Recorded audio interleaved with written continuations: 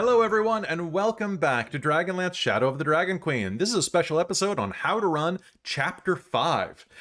So those of you who are tuning in, there are going to be some spoilers for Chapters 2, 3, 4, 5, probably, but mostly Chapter 5. We're going to talk about the Northern Wastes and how we ran it, how you might run it, and some problems that we had during it. But before we get into there, let's introduce ourselves. I'm the Dungeon Master here at Dork Tales. My name's Kelly. I use he and him as my pronouns, and I really have been wanting to talk about this chapter for a very long time. I'm excited about this, but let's hear from everybody else, starting with Christine and the dog. Hi, Christine. Hello, I'm Christine. I use she, her pronouns, and in this game, I play Kelara Vingard, our human cleric of Mystical. And this is Charlie. Hi, Charlie. Say hi, Charles. You a good boy? You gonna be a quiet boy and stop whining? He's not gonna be a quiet boy. But it's a how-to episode, so we can be a little more relaxed. All right, so that's Christine. Chris is not present today, unfortunately. Their place had a flood, and they're drying it out today and doing a move-in right now. So he was not able to attend, but he'll be back next week for the actual game. So Chris, we miss you. Thank you for giving some questions in the chat. I really do appreciate it. So down to Robin. Hello, I'm Robin. I use she, her pronouns. I'm second-gen gamer in the chat, and I usually play Rizira, Moonbrush, Arkender, swashbuckling rogue. And yeah, I'm excited to have a nice casual Wednesday. It's nice. Casual Wednesday. And for those in the chat who are asking, again, no, it's the same flood. It's just you have to deal with insurance and like finding new mold spots and things. And they have a kid, so they got to be extra careful. So we're down with that. Over to Cal. Hello, everybody. My name is Cal. I use he, him pronouns. I am Neo Cal in the chat. And yeah, usually play Aurontiros Caledon, the Qualinesti elf bard from the College of Lore. And I'm excited to break down some Chapter 5 with y'all. And last but not least, we have Jen. Hey, I'm Jen. I use she, her pronouns, and I usually play Hazeal Nightgranite, our dwarven lunar sorcerer, who is definitely not on Team Arson. She tries real hard to not be. Yeah, Cal beat you to it, I think, at least in scale. That fireball, y'all. Also, today we have a sponsor that has been with us for several months now. We're very happy to have them here. And I want to tell you a little bit about Bookwyrm Games. Bookwyrm Games is a fantastic Vancouver area proprietor of dice and, hey, calling dull dice dragons. Bookwyrm Games has over 168 different types of dice, from acrylic to resin, metal to liquid core, even actual gemstones. Folks, you can get dice bags to hold your hoard. You can get rolling trays to ensure that you're rolling safely when you're getting all of those nat 20s. You can engage all of your senses while gaming with their candy dice or themed scented candles, which are great for presents, and they just smell nice. So, you can't go wrong with that. Check out their 5-set mystery boxes or even a mystical item monthly subscription for fun surprises every month. If you use code DorkTales on checkout as well, you'll get 10% off, and you'll let them know that we sent you, which is always a big boon for us, and really lets them know that they are in just like a happy partnership with us. So head to bookwyrmgames.com, use code DorkTales, and if you spend $100 Canadian, there's going to be some free shipping on that.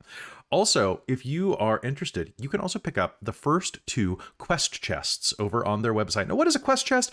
Quest chest is a little Kickstarter that they're doing right now, where, well, let me just put it this way. Do you like immersive games? Check out Quest Chest by Bookwyrm Games. You can engage all your senses by playing a fully system-agnostic module with wax-sealed letters, metal coins, candles, actual tea, as well as narrated voiceover and custom music to set the mood. You'll find secrets hiding in plain sight with ciphers and puzzles for your players to decode. Like I said, you can get the first 2 boxes right now. Use that 10% code over on bookwyrmgames.com. But if you go to the Kickstarter, I believe it is still on for the next... Is today the last day or is tomorrow the last day for the Kickstarter?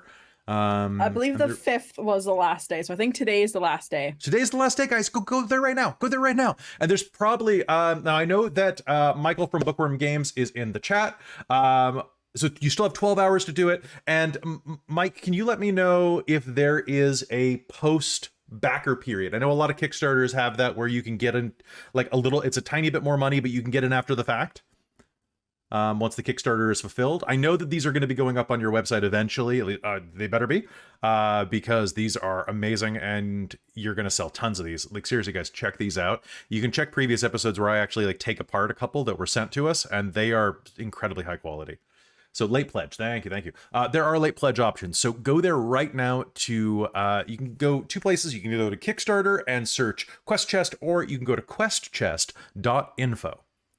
So thank you so much to Bookwyrm Games. You guys are awesome, and we are very lucky to have you as our sponsors.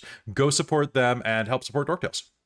And last but not least, if you want something else to go with your Quest Chest, we're all drinking a bunch of Bones coffee that we got with code Dork Tales. Well, we didn't use code Dork Tales, but you can use it to save 20% off of this Spider-Man flavored coffee. Did you know that Spider-Man tastes like marshmallows? Neither did I.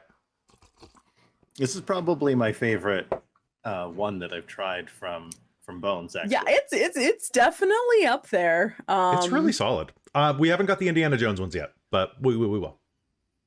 But yeah, use code Dork Tales. That better tastes like leather and I don't know where I was going with that. Snakes. It tastes like Harrison Ford. So leather, snakes, whips. Snakes. Why did it have to be snakes? All right, let's go ahead and the new movie's okay. By the way, we'll talk about that if there's a break later. So, folks, Indiana Bones would have been a way smarter idea. Hans Sanitizer. That is a great name for this coffee. But they went with Toffee Treasure or something like that. But Indiana Bones would have been the smart way to do it. Yeah. How does Kelly know what Harrison Ford tastes like? I asked my mom. I asked his mom too. Yeah. Stop asking my mom stuff. All right, so folks, let's go ahead and hop into this. Let's talk about Chapter 5. So Chapter 5 was the Northern Wastes, which was this giant hex crawl that was basically across the entirety of the Northern Wastes as the characters were headed over to the City of Lost Names. So I want to get a quick temperature test on this. What did everybody think of this one? So this started the moment you left Caliban on the boat. So what episode was that? Like we've been here for like 12 episodes. Chonky. It feels like most of the chonky. Yeah, chonky it was chunk. long. It was a long chapter. I like Yeah, that it little definitely bit of boat. felt like an interim chapter. Mm-hmm. Did it work for you? Like, how did you like it compared to Christine? You've ran Storm King's Thunder, for example, which had a similar type of hex crawl. And then Robin, you were in Rime of the Frost Maiden with Christine.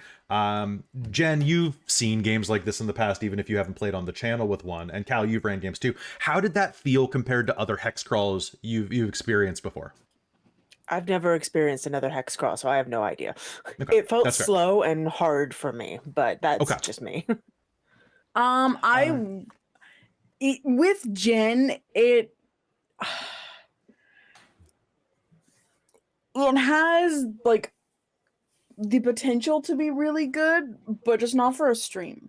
Again, this is a table where you can take a long time and do encounters and take your time to do things, but I found it was a bit okay, this is fun.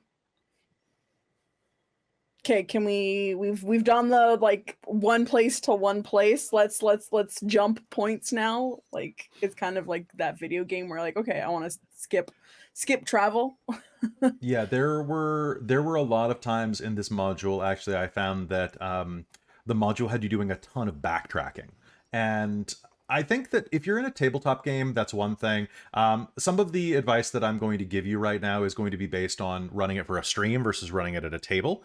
But when you're running on a stream, and it's supposed to be a game and entertainment, I find that doing a lot of backtracking is really detrimental to the flow of the game. Because think about watching a TV show where every other episode they have to go back to home base. You know, it's just... Yeah.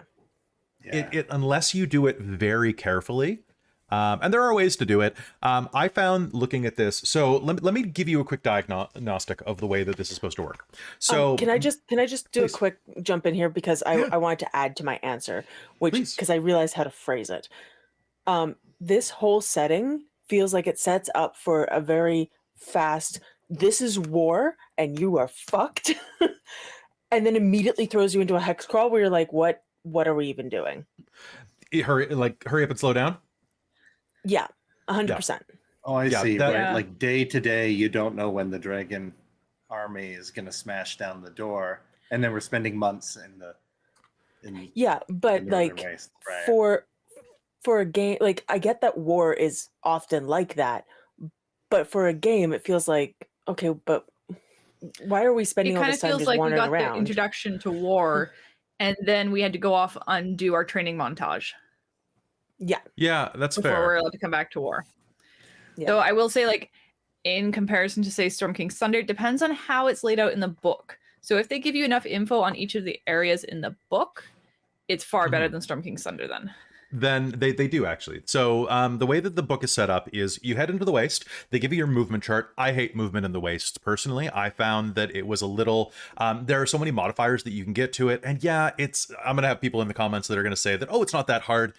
I kept getting tripped up by it for some reason because it would say they should have just said how many hexes rather than how many miles, because then you constantly have to reference the miles that each hex is, which is 1 mile is. Pardon me, 1 hex is 6 miles, but then they give you the number of hexes that you can move in miles per hour, and it's just I'm an art student. This feels like AD&D. This feels like we're going back to like the 80s, and we're like calculating like weight and like how much a taut rope can hold before it like spelunking like nitty gritty. And it's like I'm with you on that. Just give me the hexes per day, or the number of hex I can move in a whole day, or whatever. And when you they need kind to start of do, but converting, it's in the paragraph text. It's not in the table. So whenever you're doing a quick reference, you look at the wrong thing, and it's so make an index card for yourself. And I would also say change the distances, make it a little more streamlined. I'll show you the map at some point, but like everything is in really weird locations. So like, well, I mean, here are the locations, right? So you guys land over here, and then everything with an orange bit is a thing where things are. But there's this whole lower section over here, and mostly along the western side, where there's literally nothing. There's literally nothing over there. So if your characters head past Wormgut is, I think that's the thing we didn't do because I didn't like it. kind of seems like a quarter of the map is just wastes. Yeah, it's just a waste. It's just a waste on the waste. So as you're going through these, the wash is a big factor that they really want to slow you down with. So every day you're traveling in the Northern Waste, you're supposed to roll on the nature of the wash table to see how the floodwaters affect you. On a 1 to 3, it's low. The canyons are dry. That affects what kind of monsters there are. On a 4 to a 6, it's high. It fills the canyons. On a 7 to a 10, it remains the same level as the previous day. I didn't do that. I looked at where the map would have the wash be most prevalent, which would be in the places there are a lot of canyons, right? So where there weren't canyons, I didn't have it happen because it seemed really boring to me. And then once you get Habakkuk's Blessing, it seems even more redundant to me because you've got the ability to move double speed and you have the ability to have advantage with the wash. So it seemed like a much more sensible idea just to hand wave the wash after you got the blessing, to make it a big deal. Right. And then the sea god goes, you're cool. And then you don't have to worry about it as much. Mm-hmm. Right. On top of that, there are a ton of encounters. Someone in the chat just now said that, oh, it didn't seem like it was very random encounter heavy. I dislike random encounters for streams. I think they slow down the progression of the plot. I think that I think random encounters, if done poorly, feel like filler, even in a tabletop game, like just a sitting around the couch type of tabletop game. So Agreed. whenever I had a random encounter, I did it. I would roll for it, and if it didn't feel like it was actually going to add to something, I would just ignore it. But I did have spiders attack you while you were camped outside of Wakenreth, because I was like, oh, there's a sweet moment. I want spiders. I think that Fair. worked because it introduces the characters to, hey, there's crazy stuff out here. Like, don't get too comfortable. Now, So you want to hear some storytelling therein. Just like Exactly. with the wash, once or twice you can tell an interesting story. But if it's every other session. Now it's just this weird, like, ooh, the floor is hot lava. Ooh, look Exactly, out. right? Ooh. Yeah. It becomes mundane at that point. Now, when you're going through the Northern Waste, you have a D20 chart where on a 1 to 10, that day, there's no encounter. On an 11 to 14, there's a Dragon Army Patrol, of which there are 4 different flavors and combinations of Dragon Soldier / Draconian, etc., right? Going through more than 1 or 2 of those patrols is going to feel stale for your cast as well. Okay? So if you're running into the same, they're going to feel like putties from the Power Rangers after a while. Like they're going to feel like disposable enemies after a fashion. The only way that they are going to be interesting is, and this is my personal opinion, if you go up against the Dragon Army, the players either need to stop going up against them, or they need to go up against a force that is so powerful that they lose and are captured and brought to Camp Carrion Clay. There needs to be something there that overwhelms them, or maybe like one of them is captured. Maybe they have a Kender that goes off on a little like side quest to go like, oh, hey, what's over here? And gets captured. And then they have to go rescue them. Like that's a cool plot, right? And sorry, Robin, I'm not picking on you, but a Kender would be in that position, right? No, it's fair. It's fair. Then besides that, there are 2 other things that can happen in the Northern Wastes encounters. The first is waste predators, which are basically just animals in the wastes that are determined whether or not the wash is high or low. Spiders versus like pterodons and things like that. Okay.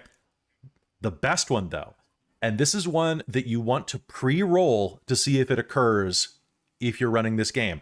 That is number 15, the malfunctioning gate, because the malfunctioning gate changes the entire nature of the Northern Wastes. And what it is you find an ancient gate that with a little bit of magic, you can use to connect 2 random points. The game does not tell you where the other point is. I chose to have it appear at High Hunt because that got you close enough to everything, but also far enough that I didn't have to force the final encounter same game.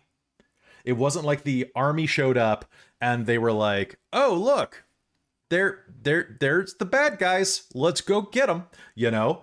But it was like, oh, now we can make the army teleport and save them a week of travel, right? Because that's honestly what you're using it for. It's very beneficial for your players to use, but it's even more beneficial for the army because the army is going to be a mainstay for you because they're the only way that you're actually getting in to the tunnels at the end. Now, you could probably do a sneak mission if the army doesn't come with you or there's some problem with them, but for the most part, if you're following the module as written, you are going to be relying on Darrett and the army from Calaman to get you through via distraction at Wind's End. That said, if they don't, you can find other ways to do it. You can easily sneak in.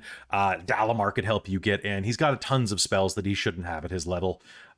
He's got greater invisibility. Like, there's no reason that he couldn't have, like, a scroll of mass invisibility or something, whatever the spell's name is. Or that he couldn't just drop a fireball and distract people and then turn invisible and run. There's a lot of that going on. So when you are doing this, prep in advance where you want the malfunctioning gate to at least appear on the other side. You want the exit door pre-thought up because it's going to change the nature of your game. After that, you can have it appear in a random location. Like you can keep rolling on the Northern Waste encounters the entire time and then just know where it will end up. The one thing I would say about that though, make sure I would be really frustrated if I rolled the Northern Wastes gate I was a player in a game and it appeared like 5 miles away from the other end, because that seems like a lot of work for someone to basically do a grocery store run in 5 minutes. You know, like this is supposed to be like going across vast sections of land that's very inhospitable. So pick a place that grocery store. Exactly, right? It's like, oh yeah, I need to run to 7-Eleven. I'll build a giant gate. The grocery store closes in 10 minutes. That's gotta probably get right. there. You can see if you can see the exit, it's too close. Yeah, exactly, right? That's why I put it on Like, why would the hunt. ancients build that? Yeah, they're just lazy.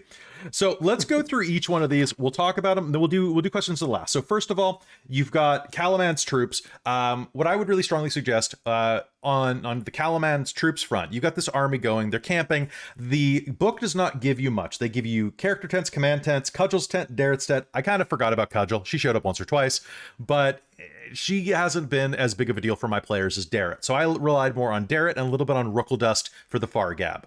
Okay. That said, Cudgel could appear if she survives the attack at the end. Who knows?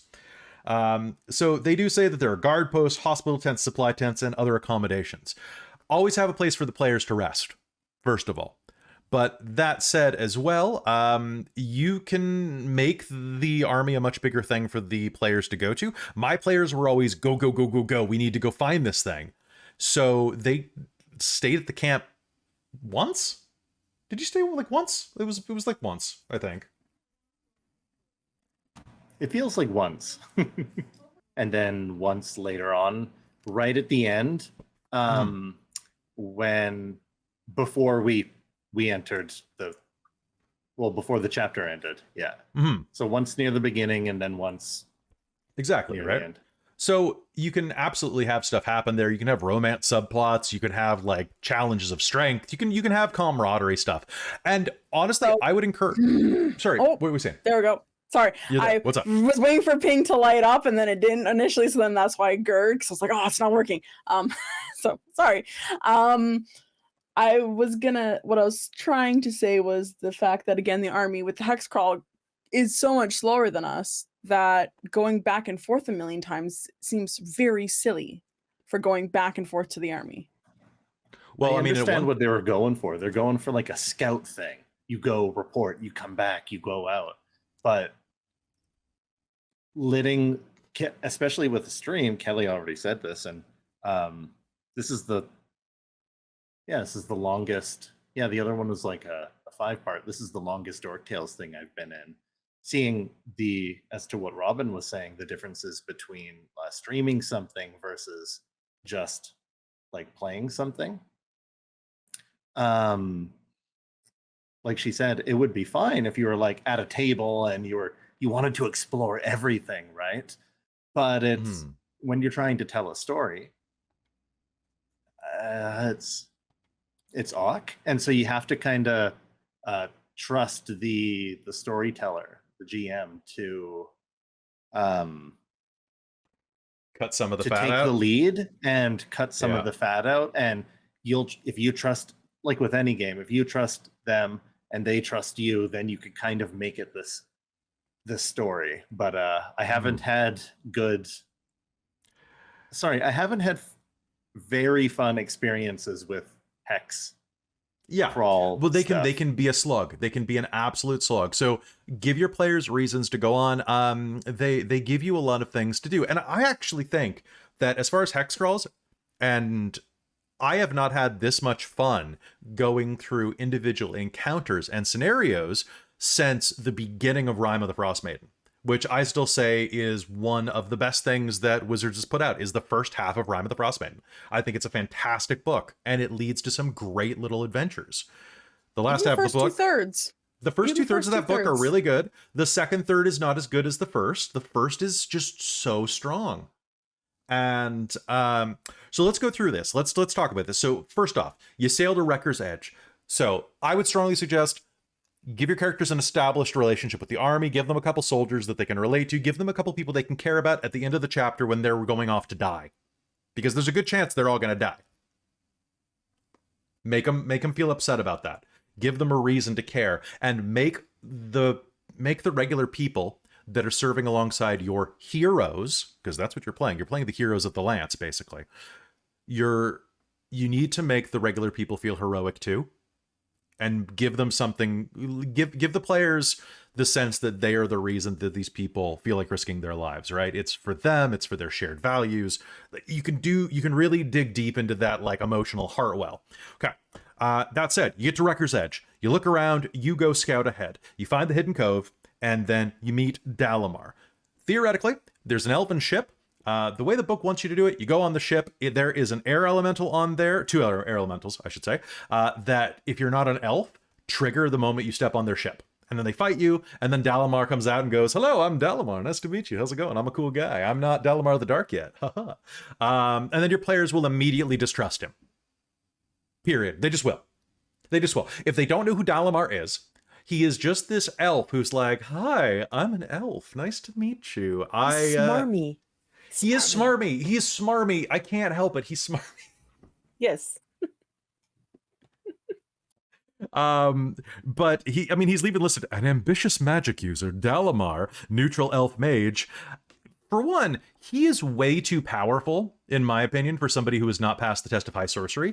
He has Fireball. He has like level 5, I think a level 6 spell, because he uses the mage stat block out of 5e, because he's got Cone of Cold.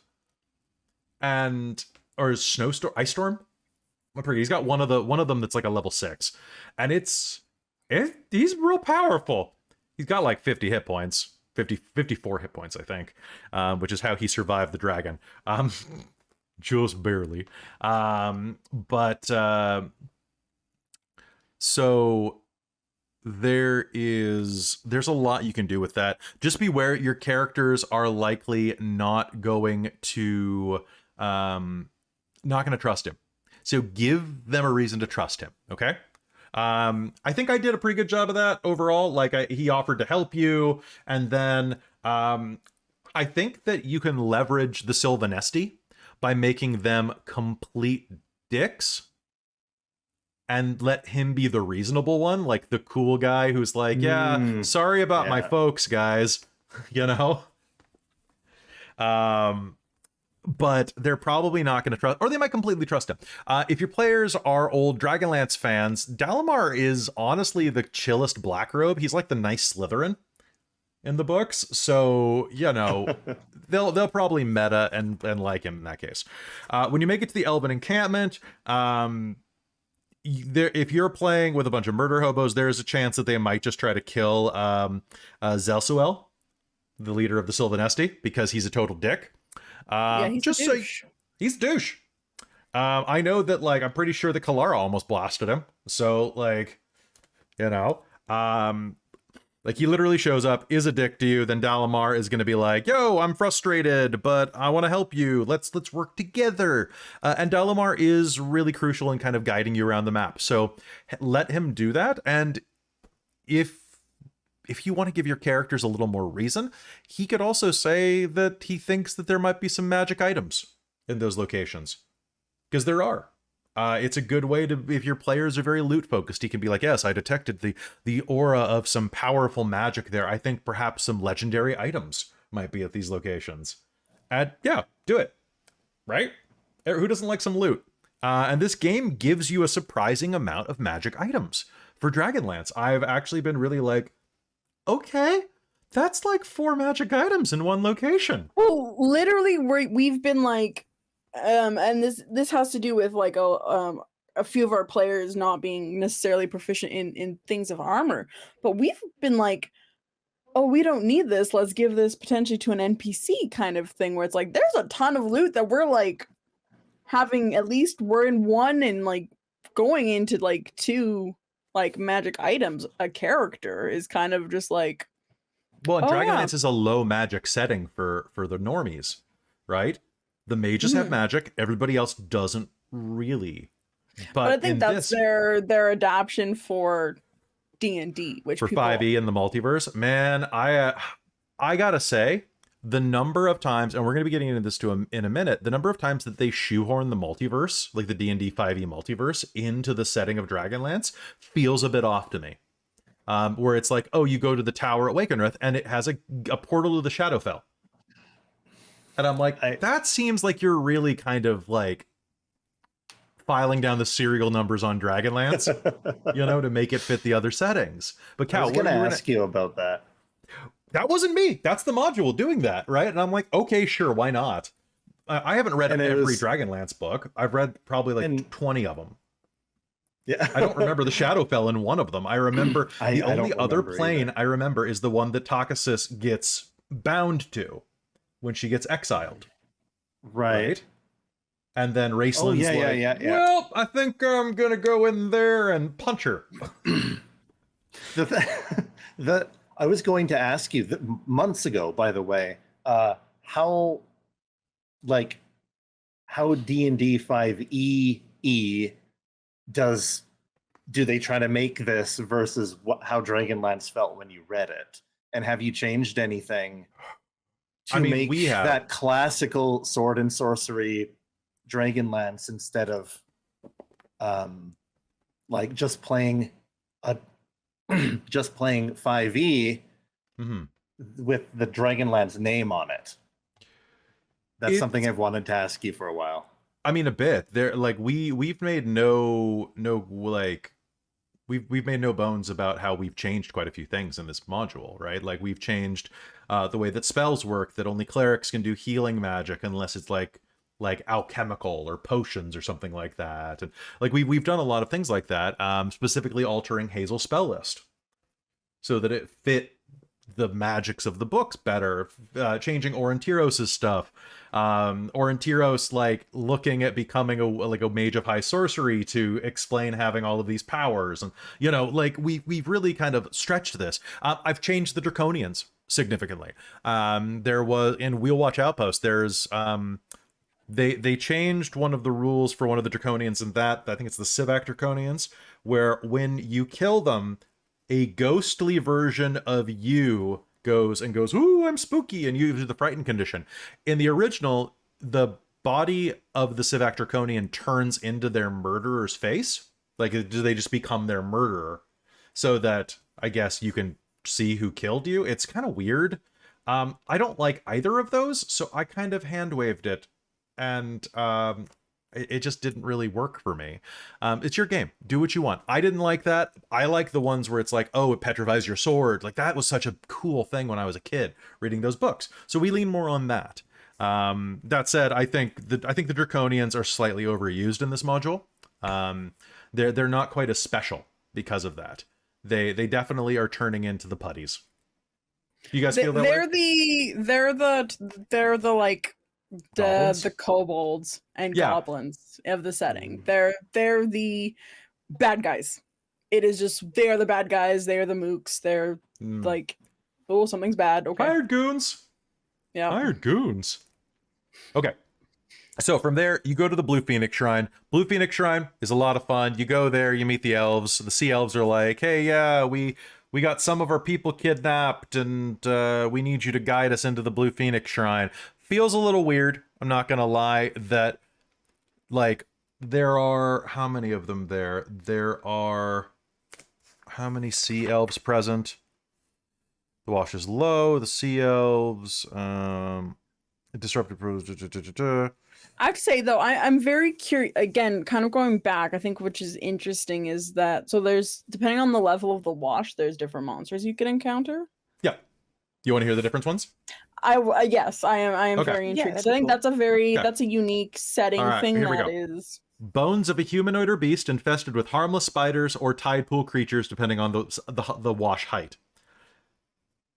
6 giant octopuses or 3 giant scorpions. So it's high-low, the options. Okay, yeah. 4 to 5 is 4 marrow, like mer people, or 6 giant spiders. 6 to 7, 3 plesiosauruses or 3 manticores, which you almost got the manticores. You almost did. Yikes. I was gonna manticore you, and then you all succeeded a bunch of rolls to hide, and like you missed them. 2 giant sharks or 3 wasteland dragonels, or my favorite, number 10, 1 purple worm spotted a mile away. High or low, because it's a purple worm, it doesn't care about the wash. It's a mile long. Like, it doesn't care. For those who don't know purple worms are like the size of a shopping mall. Like, They big. oh lord, they're coming. They're like Dune. Like think if you've seen the Dune, they're like that's kind of what I picture. Now that said, if you could like lasso a purple worm and ride it into the city of lost names, you're running the best version of Dragonlance. I mean, it's purple. I would just do that on like just principle. I was gonna say man. Rizira wants to mount and ride anything phrasing. I did it myself. You did it yourself. Yep. But Rizira wants to just be like the master dragon rider, so Riz would totally try Do it first. Levna has to be the first one to ride a dragon. That's true. Bump. She's already done it though. No, she hasn't. They just kissed. No, she hasn't. Yeah. They just kissed. It's a great place, by the way, if you're using the sidekicks to have them. You can roll the sidekicks in and out. Having them travel with the army is a great place to trade them in and out if you're only going to use them intermittently.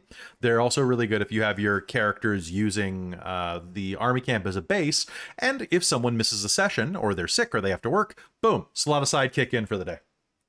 then their character can stay with the army.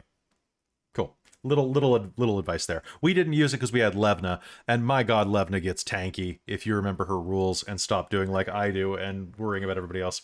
Levna's just awesome. All around awesome. She's just I love like her. make her cranky and make her very gay, and your players will like her probably. Aurontiros isn't I giving just up. want to get Kyo art of Levna. Well, you got the core I art. just love every time Kelly has You know. an NPC PC. 'Cause it always It's- turns out magical. Like, regardless of which one it is, they always end up like Thank you. amazing. Thank you. That is one of my worries, is that because if you do an NPC PC or a DMPC wrong, it is the worst thing in the world. But if you do it right, which is to run them like a side character that occasionally gets a good line and doesn't solve a problem unless no one else can, you give them one shining moment per 5 sessions max. That's my shorthand. Like Cadamus fixing the rail in Shards of Nirn recently. Yeah. Like but that's they're his all one just- thing. Thank you. Just amazing. Like Farah's amazing, Cadmus is amazing, Valis. Valis was really good. I'm really excited Levna about now. Inone is coming along pretty well in Arcos as well. She's Nice. pretty great, especially the food theft arc. That was particularly fun. Also, quick thing: if the best way to make your players like an NPC PC or a DMPC or a sidekick character, give them silvery barbs if your players don't have it, or give them spells like that will help. If your characters cannot cast haste, give them haste. Give them support spells that make your players awesome, so that they are an intrinsic member of the team, but they are not the one throwing the fireball. Do not let them throw the fireball unless the players tell you to give that, if they're a caster, to give them fireball. I was gonna say, unless it's like what we do for Levna, and is like Hazeal and Aurontiros are like the support casters and give Godfrey and Levna haste, and they just mulch bad guys. Well, so And then I it's shield of faith them great. on top of that. Yeah, The AC on Godfrey is insane. it's insane. By the way, quick I wish I note on could that. twin spell Shield of Faith because it's a con spell. So I need that dual concentration ring so I can hold Shield of Faith Yeah. twice. So there is something. Meta magic adept. Yeah, I was That's gonna true. say. You could. That's a feat you can get at this level, Christine. Yeah. Then you get 2 meta magic things and you get 2 sorcery points. So you could cast twin spell once per short rest? Long rest. Is it long rest? Still, that's once per Yeah. day. That's powerful. I want to say something real quick. As you are going into this, there is something you should be very aware of, okay? You know, we have been really dealing with this. Godfrey, okay? Godfrey is not particularly OP in terms of like his basic build, but he ended up with a shield from Ispan. Magic shield of +1. Magic shield of +1. He's in plate mail. Okay. There's a good chance that character could also have ended up with the Cloak of Protection. There's also a chance that character can have... The character could end up just a basic fighter with an AC of 22, 23. Higher with haste, higher with Shield of Faith. You could be dealing with a character with a 25 plus AC. As the DM, that can be really frustrating because there are many, many encounters here where without a nat 20, it is impossible to hit the player. Okay, and most tables are not using alternative rules like we are, where I get like re-rolls and I get to cheat a little bit by spending points the channel buys me. Okay, so without that, it can be a little less challenging. Now, mind you, there are people like the Dragon Army officers who are throwing around significantly higher hits. Eventually, you do have that encounter with the Black Dragon, where I forget the Black Dragon's throwing like a +13 on each hit, so it's pretty easy to hit those players. But given the magic items that are in this game and giving the builds that are here and the fact that you have very ready access to things like half plate and full plate, and then mithril breastplates, and later on the bronze dragon scale armor, you're going to have players that often several members of the party will have very high saves, very high AC. Be aware of that. And don't be afraid to potentially give out advantage more to your NPCs. Give them more tactical advantage. Give them... I still disagree that Dragonels count as dragons for purpose of draconic devotion. But I can see the reasoning behind that. So don't be afraid to use it in your own games. I personally don't think Dragonels count. That's like if I have a totem bond with a wolf, a poodle doesn't count. But that's my take. But be aware of that, because I'm having fun running the game, but even I sometimes, when I'm up against Godfrey, who is drawing a lot of hits, and I have never seen this party before when I'm the NPCs, and I have this big dude waving a sword in my face. I'm going to attack him first, not the squishy Kender next to him that I don't think can hurt me. I'm very surprised later when the Kender crits me or does sneak attack on me or something like that. But the thing is, your NPCs probably aren't going to target the Kender. They're going to target the big loud guy with the sword. And if that big loud guy... Sometimes the Kender bonus action taunts and then hides, and Kender has insane stealth. And you guys have been doing really good tactics. It's been really good. Like, again, when Aurontiros did that fight and had passed that trace up, and I was just like, oh, I can do this. I'm not gonna hit, but I'm gonna make disadvantage if this person fails their save, which unfortunately I have a low save. So going up against Lord Soth at the end's probably not gonna work well for taunt. If you manage to taunt Lord Soth, you know that you're gonna be legendary, right? I know. Okay. You taunt him. We use the Wand of Smiles on him. Yep. And he's just looking flaming for a Kender with... That's even scarier.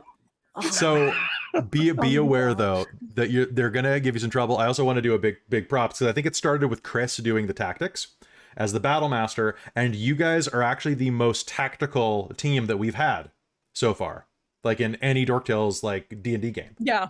No, this has been the most like... You guys chain stuff real well, because you've got... And we don't all just try and like do the killing blow. We actually are smart and take turns, basically like giving each other help and making it so it's awesome. Feels like things are happening rather than like a game with like min-maxing like movement in a game. Yeah, it feels like people like, doing their best to help each other. Right. Well, let's hop back into making terrible mistakes. So, yes. So there's a little bit of a logic error when you're going into the Blue Phoenix Shrine, and that is that there are 6 members of the Sea Elves. But the leader decides to ask 4 to 5 random strangers to accompany him one-on-one inside of the temple instead of having his own people go with him. So they don't have it there. They're kind of like, oh yeah, they recently had an encounter. Have them be wrecked when you show up. Like, have them be desperate. I wish I'd made them more desperate in mine, but have them be recovering on the verge of death, and then boom, some cleric shows up. Clerics don't exist anymore, not like this.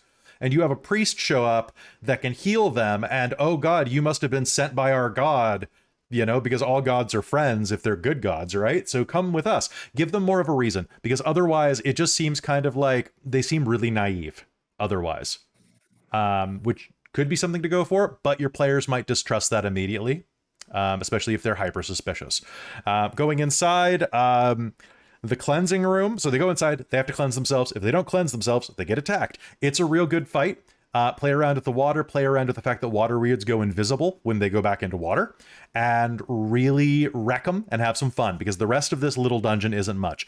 You go in a couple places, you solve some very minor puzzles, the players are going to figure it out. It's not hard. If not, the elf can do it. But then they go into the last room, and if they have not cleansed themselves in the last room, in the offering chamber, they get attacked by 3 black puddings. Odds are, at that point, Ishvern will tell them, hey, go cleanse yourself before you leave the cleansing room, okay? In my game, he started to tell them, and then I think Riz walked past the line and triggered the weirds. Yeah. So it was too late at that point. But after he's like, you should probably go cleanse, and then they did. So the black puddings probably aren't going to be a problem for you. But if they are, have fun with them. They're black puddings, and they're terrifying if done right. Because they're oozes, and oozes are great. Habakkuk's Blessing is a game changer. If nothing else, try to convince your players to go to this location. Use Dalamar. Say, oh yes, I noticed there was some great power. If you have a cleric in the party, give them a vision to guide them there and be like, hey, yo, if particularly if the cleric is of a good or neutral deity, say, hey, we need some help over here. Either it's a good god and they deserve your help, or for the sake of balance, I need you to go there or something. If it's an evil god, I don't know, man. Like, I don't think that most Dragonlance games are going to run with evil aligned clerics, but I could be wrong. You could figure out a way to like show dominance in that situation or something. Okay, now let's talk about the sticky one, Sunward Fortress. So Sunward Fortress, the idea is you go to this, so a bunch of the elves have been captured. Some of them have been brought to Camp Carrion Clay. The leader of the elves has been brought to the place called Sunward Fortress, which has a spawning shard in the bottom of it. Okay? A spawning shard is a thing that makes slotty. So you go to this place, it's very bereft. It's basically like how to say this without getting demonetized, a place where people in war experiment on people in a camp. It's got those vibes, guys. I just saw the new Indiana Jones movie. You draw some lines. It's definitely got some vibes that you can draw from if you want. There are people being experimented on. It's gross. One, make sure your players are okay with that. Some people aren't okay with that type of body horror. And Dragonlance is not known for body horror, so they might not have signed up for it when they go into this. That said, most players I know love body horror. If it's done in a way that is fun, you can definitely turn this into a little bit of a horror game. We did. It's a hell of a lot of fun, okay? But just double check, because sometimes human experimentation isn't something that everybody's down for, okay? Resting near the camp. So you go near the camp, you find some markings. There's a 50% chance that two red slotty are going to attack you in the night. My players actually rolled differently, so that was fine. You go into the place. The top layer of it is a temple to the god Sirion, and if you pray to him, the vessel fills with a potion of fire breath that you can then bottle and keep. My players didn't do this because why would they pray to a god that isn't theirs, right? That's the secular, the religious divide in D&D. Most players aren't going to do it, but hey, that's kind of cool if they do. They get fire breath. Okay. There are tons of little trinkets throughout here, bits of manacles. You find a blue pearl. Then you find a bunch of lanterns. You go into the basement, and there are, how many slad down here? 4 Draconian slad hybrids, because they've been experimenting on the Draconians as well. They're kind of prowling the halls. You make it into a horror movie. This is basically Alien. Lean into that. You'll have a lot of fun with it. There's some great tabletop audio soundscapes you can use for that. Even I think it's the egg chamber is what I used. Fantastic. Okay. You'll have a big fight with them.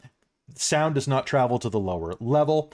When you go to the lower level, before you do that, you will find that barricaded in one of the side rooms is Yurkel, the priest from the elves. They are still alive. They are really exhausted. You can rescue them. There's also Roan. Roan is infected with a slad tadpole. Due to the experiments, it has matured more rapidly than it normally does. Normally it takes about 3 months. And you have to succeed in an Arcana or Medicine check to realize that you have to use Lesser Restoration or else he dies. Right, that's why I was trying to remember a while ago. I need to write you this in my panicked and did notebook. surgery, but if you do surgery, he dies. And you can use this to hammer home the danger of the situation. Which is, I was trying to realize, because I'm like, I forgot to write down the triggering incident, but I know in my notes that Riz is having, Riz is going through some stuff for killing her first person, like a real person. Like a real person. And I've been trying to figure out, I was trying to remember last session, like with the black dragon and stuff, why I know she's a bit traumatized, and I'm like, so thank you for going through over that, because I don't have it in my notes for some reason. But yeah, that was rough. That was real rough. So what else is rough is what happens next. You go into this big room that has 2 bridges that go to the spawning shard.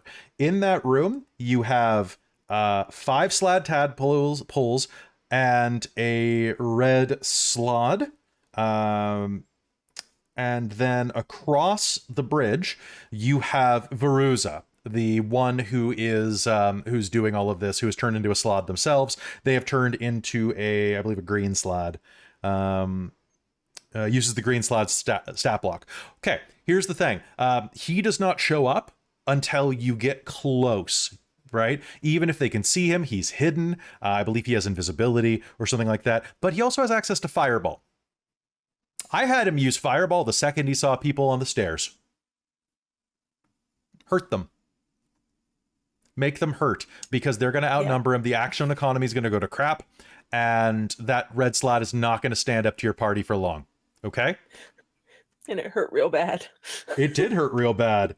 But there's a lot of flammable stuff. One time your dice actually gave you like top initiative. I know, right? I was like, okay.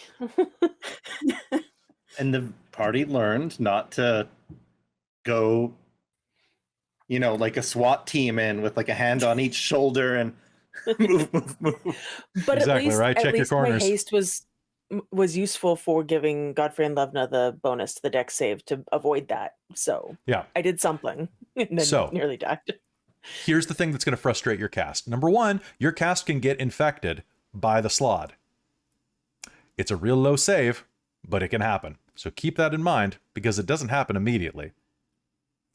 Number 2, so you might want to make a note of that for yourself if you're running this and one of your players gets infected, because there's no way to detect it until they start displaying symptoms.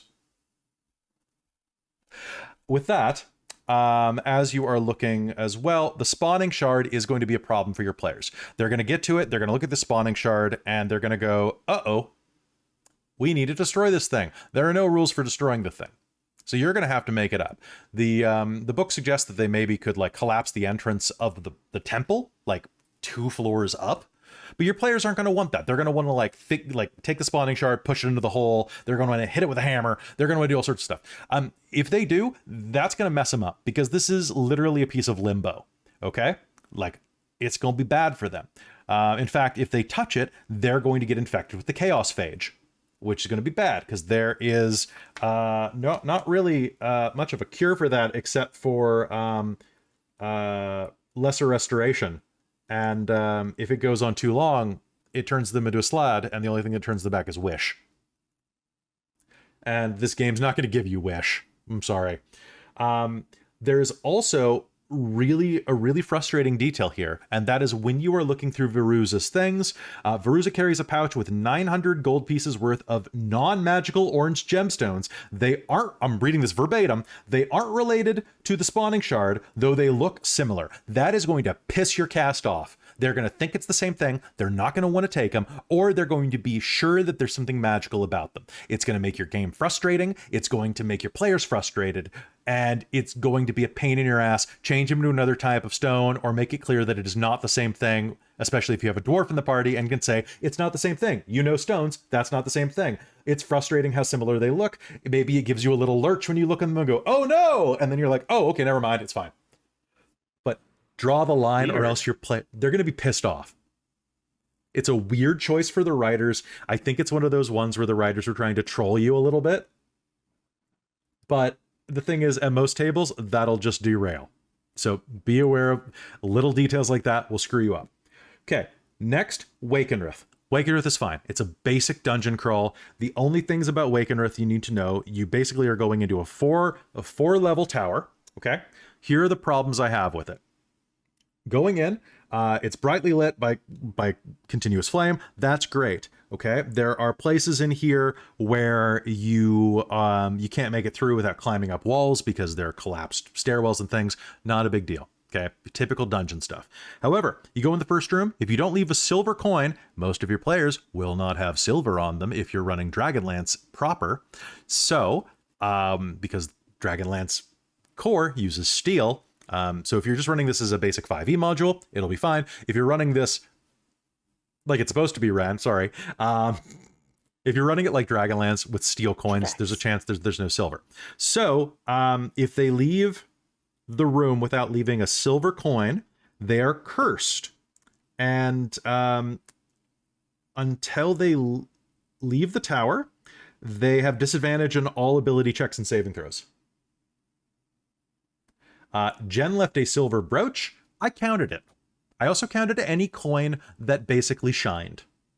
Yeah, because I used Electrum because we didn't have silver. Yeah, an Electrum is close enough to silver in coloration. I was like, fine, whatever. Yeah, also it's worth more than a silver. It's worth 5 times silver. Creative. So Yeah, I'm pretty sure I put a creativity. steel down and asked for forgiveness for not having silver. I'm like, And then they cursed you. and then they cursed. Yeah, no. There are also 451 So silver fun. coins in the room. You can spend 10 minutes collecting them, and if you remove a coin from the room, you become cursed too. Leave that. That one's great. Just leave it. Leave it. There aren't enough. Grizz curses was so needed. close to taking all those coins. I know. We had your roll. It was great. Okay, so as you're climbing up, second level, there are 2 wraiths. When you defeat the wraiths, one spirit quickly fades away, while the other, a woman with light gray hair and pale eyes, floats through the ceiling and out of sight once she's defeated. On the next floor, she's trying to pick up a sword, and then basically you've knocked some sense into her again, and she will tell you her sad tale, much like the woman in the dungeons beneath Kalaman, like in the catacombs. So you get another scene of her being like, yes, I did a bad thing and I know this thing. So boom, there you go. She's a little bit of stuff. She also, if your players don't want to grave rob, she can give away the things in the tombs to them, like the cloak of protection, so that your players can, I love how Aurontiros was like, well, these guys are dead. And yeah, I remember you did a magic trick and launched one. It was great. I think And I super failed that dex check. you got that one. Because we're like, oh yeah, it's not a crib. These guys obviously weren't buried here. They just died. So Right? as we're going up at the next level, you go to the portal. Varial can't step through the portal, so you have to go to him in the Shadowfell. You can't see through. You go there. Here's a problem with the book. They don't give you they give you a map for floors 1, 2, 3, and 4, but not the Shadowfell side of the coin. There is no map for that. Look, see? There we go. Floor 1, 2, 3, 4. And when you get up to the site and go through the portal where you actually have a fight, there's no map. So, you can easily use, you can basically like do, I don't know, you can invert the colors of floor 4, do like a, copy paste, do a screenshot or something like that when you're using it if you're doing it digital. But it's kind of frustrating that they didn't include that in the book. That was a little pet peeve of mine. On the other side, the magical energy is going to summon an Ankylox, which is one of those like rib monsters. It's a good fight. They're tough and they have really creepy stuff, and they say it allows you to kind of hand wave the Shadowfell if you don't want that to be so much of your setting, and just say, oh, there's a realm of dark energy that has undead in it. Right? So I do like that. That choice of monster is a great one because it allows it to be really weird and not very Dragonlance-y, but kind of like have it be a shard of another realm. And that's the one time it works. Having an Ankylox show up later in Dreadwolf Cove is stupid, and I dislike it. It should have been something else. I was gonna ask, wasn't that the same monster that was in the shadow? Yeah, except we had a Exception. bear and then it was a wolf. Bing, there you go. Undead rib monsters are great. Using them twice is not. Switch it with something else. I wanted to race through that, so I didn't. So do as I say, not as I do. From there, restoring the tower. Once you do it, you will restore things, and it works out, okay? You get your stuff back, then Dalamar shows up, and he's like, oh, sorry, I'm late to the party, guys. As Dalamar shows up, he says basically he can use his magic to basically draw ley lines and locate the City of Lost Names. Okay? He'll do that for you, but you have to escort him to Dreadwolf Cove, which he doesn't tell him what it's called. He knows there's something there he wants. I fast forwarded it because the players were going back to the army, and then I had them find the gate, and then I was just, Dalamar shows up. I don't want them to have to go all the way back there and all the way here and all the way. It was too many different times where the cast had to just like go between 2 locations. So I cut it down. I said Dalamar did it faster. I always think that you should feel comfortable playing with the, Dalamar needs 24 hours to cast this spell. Yeah, maybe he does, maybe he doesn't. Maybe he needs a week. If it fits your game, make it a week. If not, give him 20 minutes. You know, like, it's your game. Make it work for your party. Okay? You're bigger than the book. Don't let it boss you around. Also, I think again with this quest, I think near the end, I don't know if that was a cutting out travel and stuff, but near the end, when it felt like we finally had the like, oh, we have the final, like the next location on this quest, and something where you have a ton of side missions that popped up, and it's just like this feels a little bit odd again with the presence of war, and suddenly it's like, oh yeah, go do this, and then there's this thing, and then this Right. thing, and you're like, and I get it, like doing the dragon thing, I'm really glad we did that side adventure, but it's like, why did this happen like Here. earlier, or like Yeah. not when we're trying to like suddenly condense everything? It was very Okay, so now we're going to get into some stuff that I did shave things off of.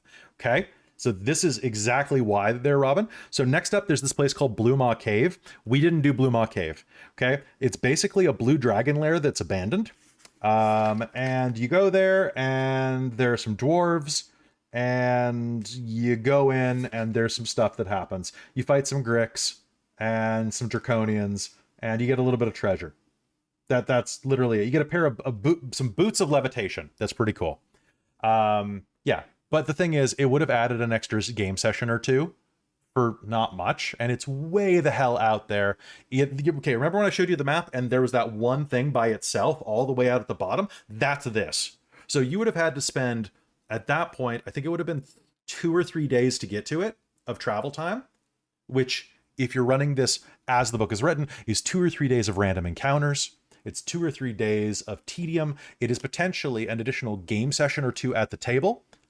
And if you're only meeting once every 2 weeks, once every month, which a lot of, the older you get, the less you often have for D&D, a lot of people are going to be running this module over a couple years.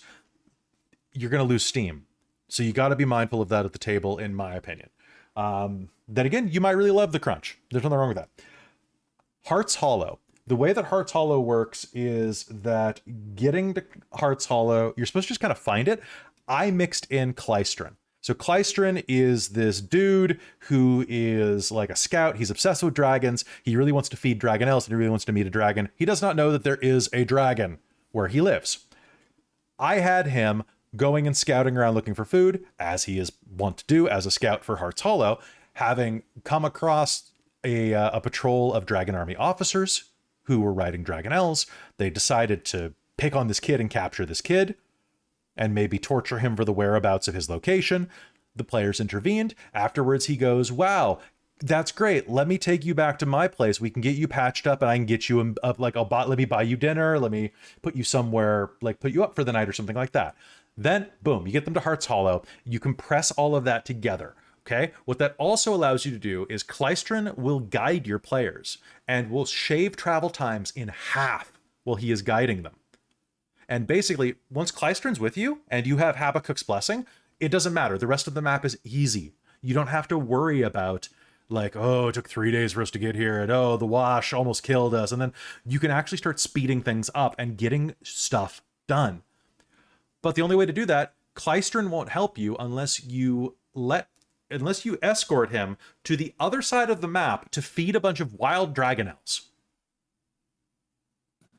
Yeah, he wants to feed them because he's obsessed with dragons. Instead, give him a reason to like the cast, such as they saved his life. Boom. They get a little bit of combat. They absolutely, you guys wrecked those Dragon Army soldiers.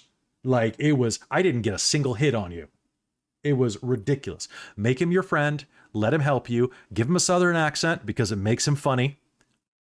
Because it's great. There's nothing better than a little southern boy helping you out, like going hunting crawdads and dragonels. Okay? It is a great way to do it, and I suggest you definitely do it. It allows you to get into Heart's Hollow, lets you meet some of the people. They will say Heart's Hollow is supposed to be kind of xenophobic. Let them warm up real quick, because that gets kind of frustrating, right? Especially because, like, by the time you get to the Salt Lick, they are supposed to be nice to you, and you're supposed to have the help of the help of Ness. Here's the other thing about that. Ness does not know about the dragon egg in core. She believes there's one in existence. Have Clystron have heard about it before he gets captured or before he gets attacked. Have him scout around, have him know where Camp Carrion Clay is, have him overhear some people talking about a dragon egg. That way, he could provide the information. Ness can be like, oh, hey, a dragon egg. Because what are the chances that you're going to go to Camp Carrion Clay, you're going to fight everything, you're going to rescue the dragon egg before the dragon shows up, we'll get to that, and then you are going to bring the dragon egg with you all the way back to camp or to Heart's Hollow, have it with you, and then have Ness be like, hey, can I have that? No, it's not gonna work well. I don't think, like, it might for you. It wouldn't for me. You did such a good job of that you explaining it now, I was like, oh, thank you for turning like 5 sessions into like 2. And it made more sense. Especially with the order of operations. Like you said, oh, find the egg by accident, and then you find Heart's Hollow, and then you find the dragon who just happens to want the order of operations you did it in is the right way to do that. 100%. So thank you. Yeah, no, well, because like it's a real frustration. And so Clystron is incredibly useful. Also, you want to hear another thing that's very frustrating? So they give you lavenders. Lavender Jawls, lawful neutral human mage, is a renegade wizard who has not taken the test of high sorcery. He specializes in casting helpful cantrips and brewing alchemical tinctures. That is literally everything about his store. I hate it when they do this. In a low magic setting, they give you nothing that they have in their shop. So I had him have healing potions. I was like, fine, he has healing potions. They might do weird things to you. They might make your hair blue. Like, who knows? You kind of want the blue hair. Right? Yeah. Yeah, can we roll like a percentage when we take a health potion? He had his testing vat that you guys didn't buy from. I tried to sell you random potions. I had a chart. Huh? At one point, he's like, I have this stuff over here that I could sell you. I don't know what it does, but I can give it. Well, we grabbed the weird...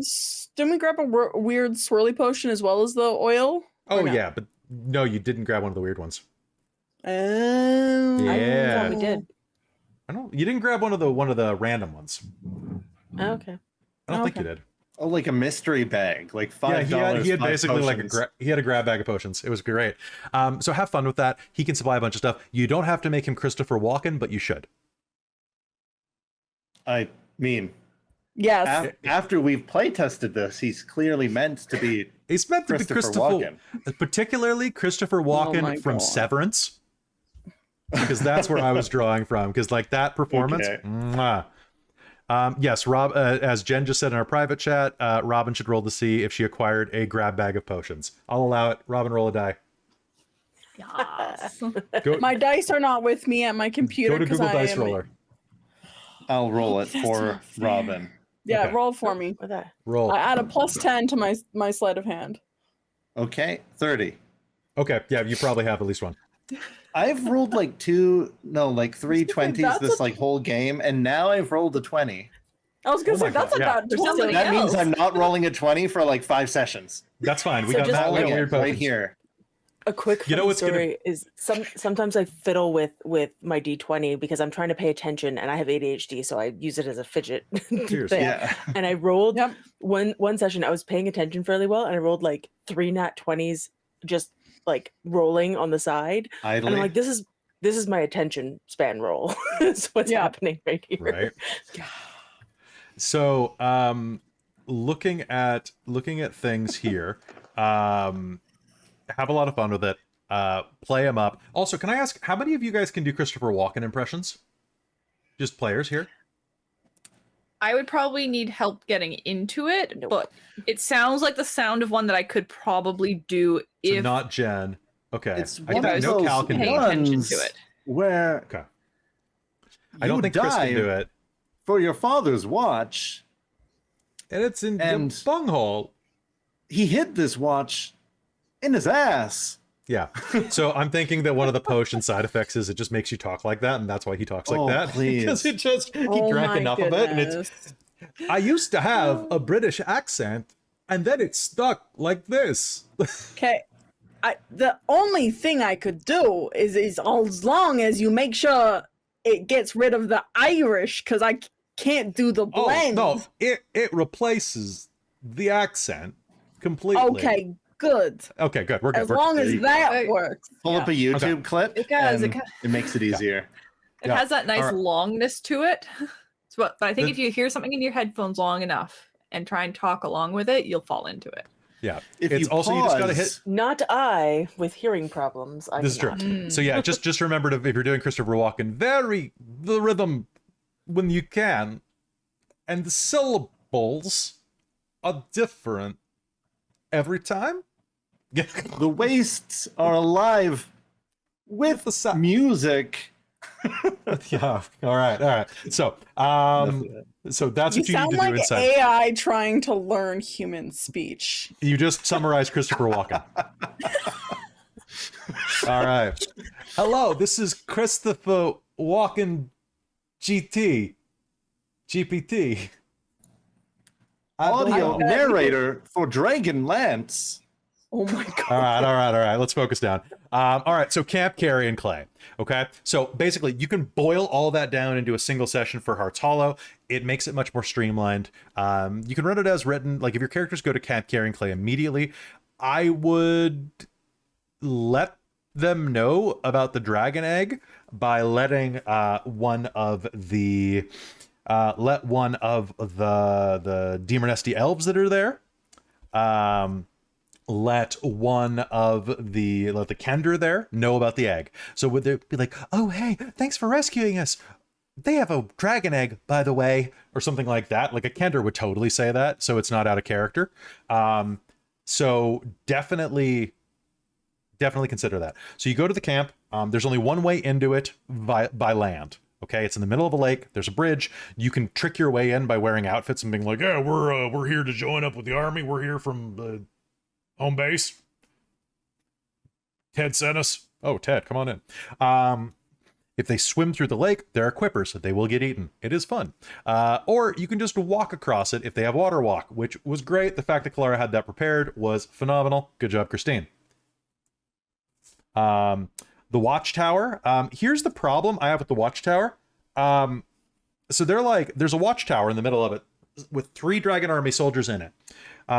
Due to the high vantage point, the soldier's passive wisdom score is 19. That's great. It's night. There are no lights inside of the prisoner area because the people in the prisoner area, the wardens there they have dark vision. So there's no lights there on the map, unless you decide that there are. The only bonfires are at there's a northern camp and a southern camp area. So the watchtower is useless at night. So your players, if they're smart and drop a silent spell, can do some ninja shit and just completely wreck it. The other thing is that I'm sure that someone's going to comment about this, that the boulette that they have captured was surprisingly useful, even though, like, theoretically the Draconians could have taken it down. They were sleeping, and the boulette did a lot of damage while they were, like, unarmored. Was my excuse. If I had a rhinoceros jump on me while I was asleep, I don't think I would get up I'd get up pretty quick. Actually, I think I would die. I think I would die. I was going to say, that's incredible. It would be like a physics engine. It would be like getting hit by a giant in Skyrim. I would get up very fast. I would go orbit. You break the system and then just fly and up into orbit. I legitimately rolled the kill on the captain. Yeah. I legitimately rolled that by saying, okay, where's it going to come up? The way I did it to make it random was a really good way you can do this to make it random with bullets. If they're angry, roll a d12, consider it the numbers on a clock, and have it appear in that direction. I was going to say, I assumed out of character during that scene that you were rolling a clock. I was rolling a clock, and it literally rolled under the tent that Riz was fighting in. And I'm like, oh no. This is gonna kill Riz. And then Riz won, and the captain got like a 2. And I'm just like, it's just like Riz like steps out of the way of a bus. Well, honestly, that's why, like out of character, when you're rolling the bullet, I was like, Oh god, I'm unless I botched, which my rolls You're were fine. not great that roll, but my dexterity thing and my like the ability to evasion. So if there's Yeah. any area effect that it had, Riz, as long as I succeed, I wouldn't take any damage from the bullet. So all I had to worry about was the captain. So I was honestly hoping that the bullet was gonna come and eat the captain. So I was like, this will be a quick way to end this fight. Right, and they assume that the bullet is going to. So if freed, it goes on a rampage. Like it says that right in the text. The fact that Aurontiros just was able to talk to it and point it made it even more effective, even better. So, you know, let your players have some fun doing the old Assassin's Creed. You know, let the bear out of the cage animal stuff. out. Yeah, that's all fun. There's a Kender in there with 1 hit point. If freed, Kenna the Kender can take them back to Heart's Hollow. That is your only connection to the Dragon's Egg if you don't work Clystern in. Okay? The army's going to mess you up depending on where the army is at this point, though. So just be aware of your sequence of events, like your logic train for where the players are going to go. Okay. Then there's Viewmaster Zarok, the Hobgoblin Warlord Zirok. His hut's guarded by 2 Civ Draconians, which are distracted by a bullet in our game. Inside, there's an ornate chest with a bronze dragon egg. They don't say whether or not the Hobgoblin Warlord is asleep. I assumed he was. I think I spent something good. If you were ahead of them, like the captain, the warlord, or whatever, yeah, you're sleeping at night. Yeah. Right? Now you could say that he was awake because he was expecting a Akhidri, the black dragon, to show up and get the egg. So he could be awake if you want that. It's totally logical that he would be awake. Okay, let's get into the sticky bit. Your players go there, they fight, they stealth, they do what they need to do. Then, at a particularly... so basically, once the characters recover the bronze egg or prepare to leave the camp, the black dragon shows up. This is where your players are going to get hooped. Okay? This is also where there is a logic issue in this part of the story. Okay? And I'm going to tell you what it is right now, and I want your opinions. The dragon shows up. Okay? If the players have not left evidence of their presence, it waits for Viewmaster Zarok to bring the chest to the watchtower, which it perches on. If you have not encountered dragons before, I assume that you've not encountered a hostile dragon, so I did this anyway. Disadvantage on saving throws against her frightful presence action. I made it happen just looking at her the first time. Because it's Dragonlance, damn it. Dragons should be scary. Okay? Next time... Supernatural fear, too. They can't control it. Normally, you have to use it as an action. I decided that the first time you see a hostile dragon, you're gonna piss yourself, right? Characters must succeed a DC 21 group stealth check. So group stealth check, in case you haven't been reading your PHP, half the party has to succeed. Rounded down. Okay? Or rounded up if you want to be mean. If something visibly is amiss at the camp, such as dead soldiers or signs of battle, the DC increases to 26. There is no way the party is going to do that, especially if they have hostages. The hostages are not going to be able to succeed that, okay? Because the Boulette was the one who did all the damage, for one, I had the dragon kill the Boulette to distract it. It saw a Boulette, it just ate it, okay? It melted its face off. That gave you a little bit of time to back away. I also lowered the DC to 23. I basically said, okay, let's do middle here, because theoretically, the Boulette could have been the thing that caused the trouble. You know, maybe line of sight, something like that, you know. Even so, you guys failed, okay? Because a DC 23 even me going a little nice on you there, that's not really something that most parties are going to be able to do. Well, especially in this campaign where you're having potentially more melee like classes rather than casters, and people are in plate and they're rolling those with disadvantage. Yep. So like Godfrey and Levna both were rolling with disadvantage, and then you also have the hostages and it's just like there's very little chance of Why would they be rolling with making that. disadvantage? Plate Because, mail you roll with disadvantage because it's clanky. Right. So here's another thing the module doesn't take into account. Are you rolling this if you are wearing Dragon Army outfits? Right? Maybe it's a deceit check instead, or a deception check. Okay? So keep that in mind. Maybe the dragon can smell that you smell wrong. You know? There are a lot of ways you can up the drama here. But here's the logic hole. Okay? At this point of the adventure, the characters are not prepared to fight and should be encouraged to flee. This is text. The dragon is proud and believes the adventurers are beneath her, so rather than pursuing them, she uses her acid breath once, then calls any dragon army troops remaining to pursue the characters. If the dragon believes you have the egg, why is she not pursuing? That part is very immersion breaking. Yes. And given how valuable the egg is. I had it be that the egg was like the soldiers were looking for it, or it was lost or something like that. Like I gave her an excuse. Because Rizira was away from the rest of the group, so yeah, I don't think I think Riz took the egg out. I had opened the chest and taken everything out of it. Yeah, so I left the chest. I should have closed it so it was not obvious that it was gone. But it got smashed by the bullet.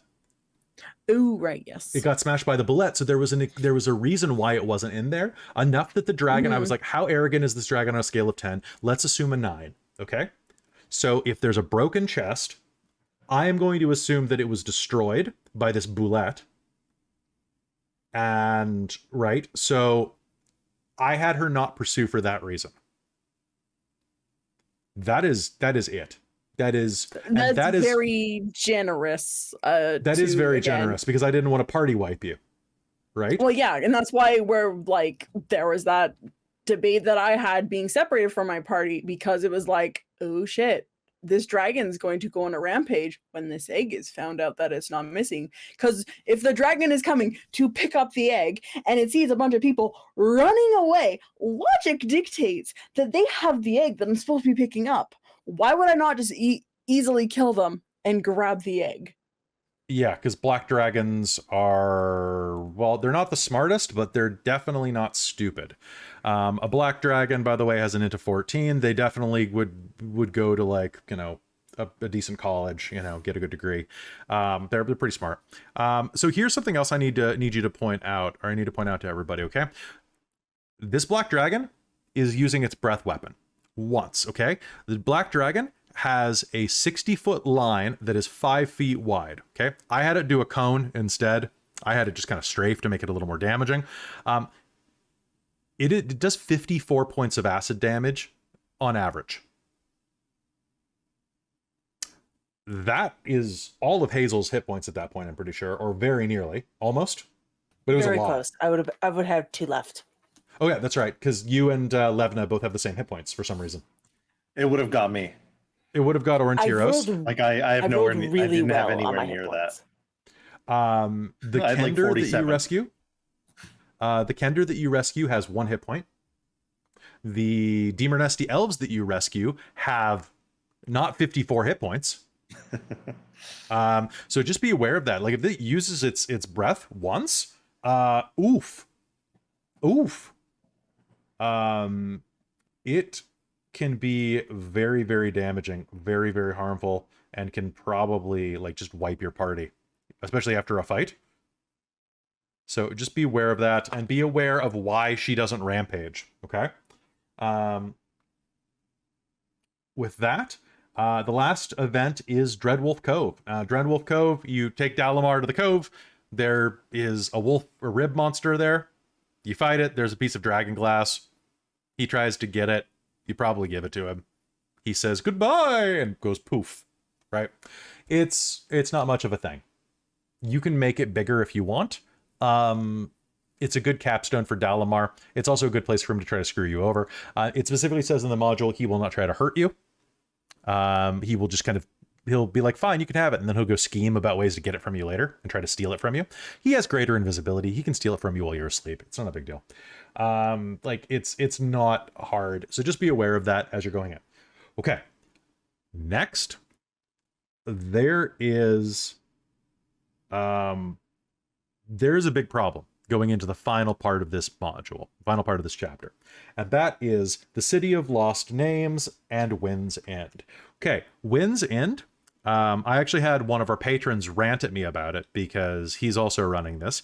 And Ink Goblin, thank you very much for your words there, was saying that this is the stupidest part of the module, and he absolutely was like really frustrated running it because you learn about that there is a way into the City of Lost Names through this little like hole in, like, it's basically like a cave access, right? There's like a little passageway through the mountain. But there's a dragon army blockade blocking the way in to where this is. And there, all the big names are there, like the High Priest Belafeon, Lord Soth's inside there. It's a big deal. Wind's End would be the best place for you to enter. It's teeming with Dragonels and Dragon Army soldiers, and the Allied army shows up. And the only way to know about any of this is if you capture and interrogate Dragon Army soldiers. But even then, you have to have that random occurrence happen. Then you have to have the players interrogate them, and then you have to, etc., etc. There are a lot of dominoes that go in place. And if they don't tell you that, you don't know, and then what do? I had Darrett just catch one of them and then give them the info. Make Darrett useful. Make Cudgel useful. Have the army be useful. Have the army provide them with info. It's real easy. Don't take the hard way if you can do the easy way. And here is my big problem. For all of this, the entire chapter, this book has been built up to be using the combat from Warriors of Krynn, like the board game, right? There's all these battles, and then the attack on Wind's End is useless. Okay, this is me being very critical. You may enjoy this, that's your game. There is no reason to include this combat in this book. It is 3 soldiers and a Dragonel guarding this gate to begin with. And there are others that can show up, I guess. But it took my players 15 minutes, including initiative, to roll it. And I was throwing in stuff like complete blindness. It is not worth it. It is not worth it being an encounter with a fray. If anything else, I would suggest, if you want to keep it as is, turn it into a stealth mission. Have there be more soldiers there, make them play Solid Snake, make them have to sneak through, like in a box to get to the hole, radio Oticon on the on the far gab, and get in codec. The codec, yeah. I'm in. But I need ketchup. It is a useless fight. And the beginning bit where you have Darrett and you have the army go off to potentially certain doom, that is great. That is wonderful stuff. You should include it. You should make it big. You should make it epic. You should let the characters say goodbye, because I've heard that the way we did it got a lot of response from viewers. Like people, apparently some people cried. And that's wonderful. I love that. Thank you so much for telling me that. That actually makes a big difference to me. I really feel that. I was worried that I underplayed it, to be honest. I was telling Christine that as we were driving to work one day, and I'm like, I think I could have done that a little better. And then I got home and there was a message from someone in our Discord saying that they cried watching that. And I'm like, that's phenomenal. Let your players have that. Let them have that connection. But the actual attack on Wind's End, it's not worth it. It's a lot of buildup for nothing. So you will have to heavily alter it. What do you guys think of it?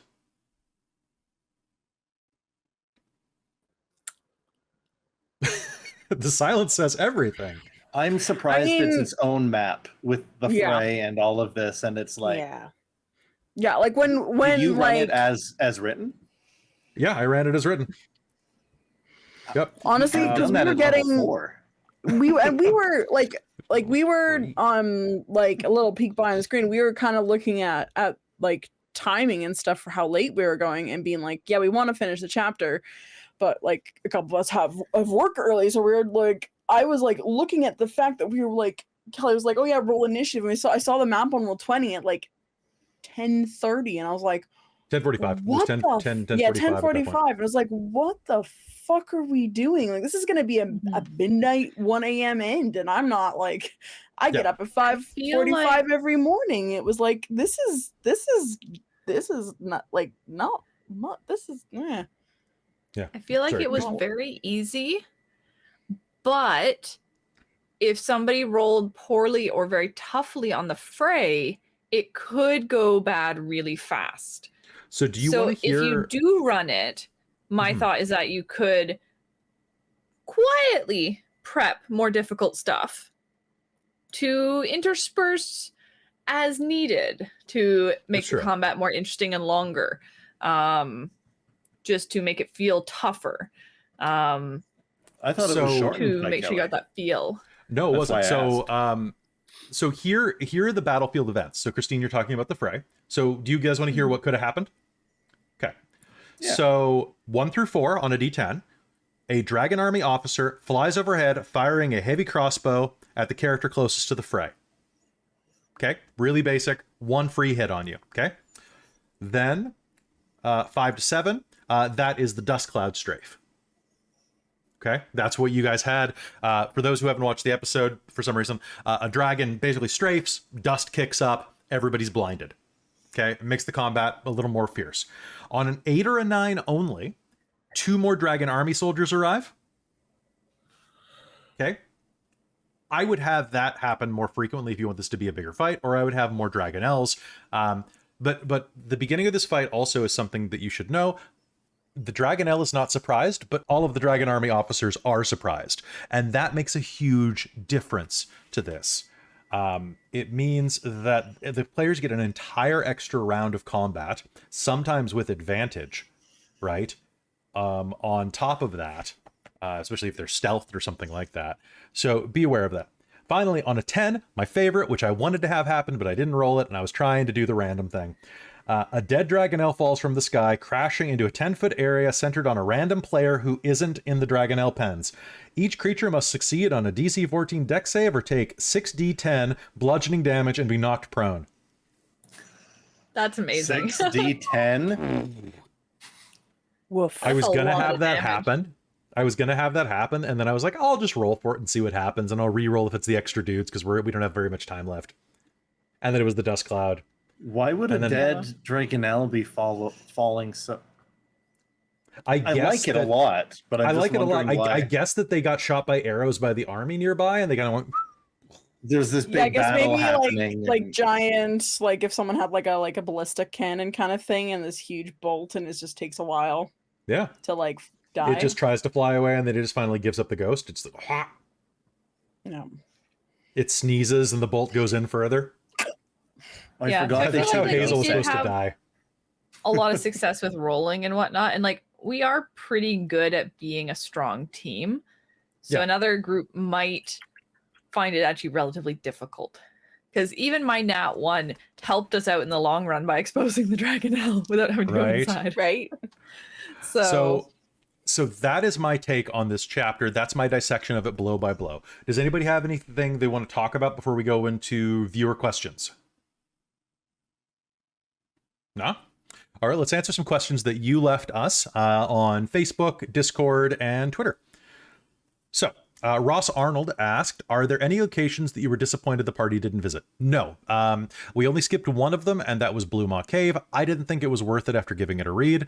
And they went to Heart's Hollow, which was my favorite part of the entire thing.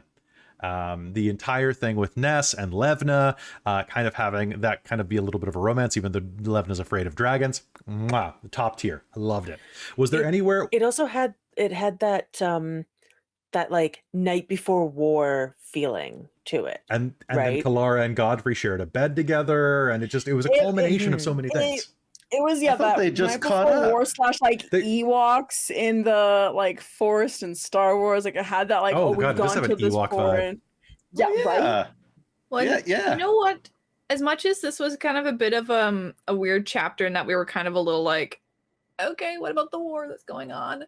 I feel like it gave us a lot of time to really settle into our characters and develop them and have a lot of RP opportunities. So true. it was a lot of like getting into the travel to war type feel. And hopefully from here it'll just pick up into like and keep the momentum going now. It goes much more aggressively from here. So I think this was, as much as we were kind of a little like, what the heck's happening? I feel like it was actually a very good thing because it gave us a lot of time to try stuff out and develop character interactions and things. Nice. So down to a question from Random Equinox. For Kelly and the cast, what was your favorite and or least favorite part of the chapter? Quests, side scenes, character developments. So let's go through. I'll go last because I've been talking a lot. So does anybody have something they want to say? Something they loved, something they hated, something that they really enjoyed? Or I would love the suggest... random encounter with the spiders. A circle, you like that one? Okay. What about the spiders? I love the Daemernesti elves. They were great. Really? Okay. I hadn't thought about the Daemernesti elves being that popular. I thought they were kind of so-so.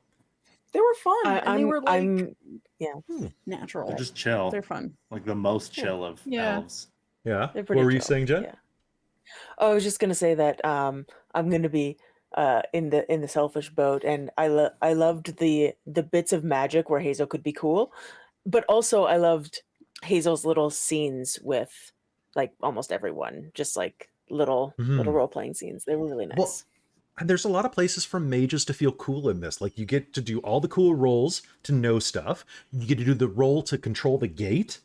You get the roll to hack the gate inside of Wakenreth. Like there's so many cool places where you get to experience being basically an X-Man, right? Like you get that like elite, I know stuff that everybody else doesn't. That's really cool. Does anybody, what about Cal? What was your favorite? Well, I think my favorite, there were two moments. One felt very Dragonlance-y, and another was just like good role playing.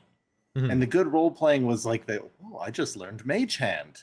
I'm just gonna use it somewhere I can't see. And then you rolled with that. That's what you and I can like jab each other in a good improv way, and like having her come out and be all like, all right, who gave me that wedgie?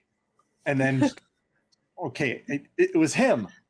Yeah. Or it was like them. No, it was Riz. Okay, I'm not bluffing well. I'm just gonna run.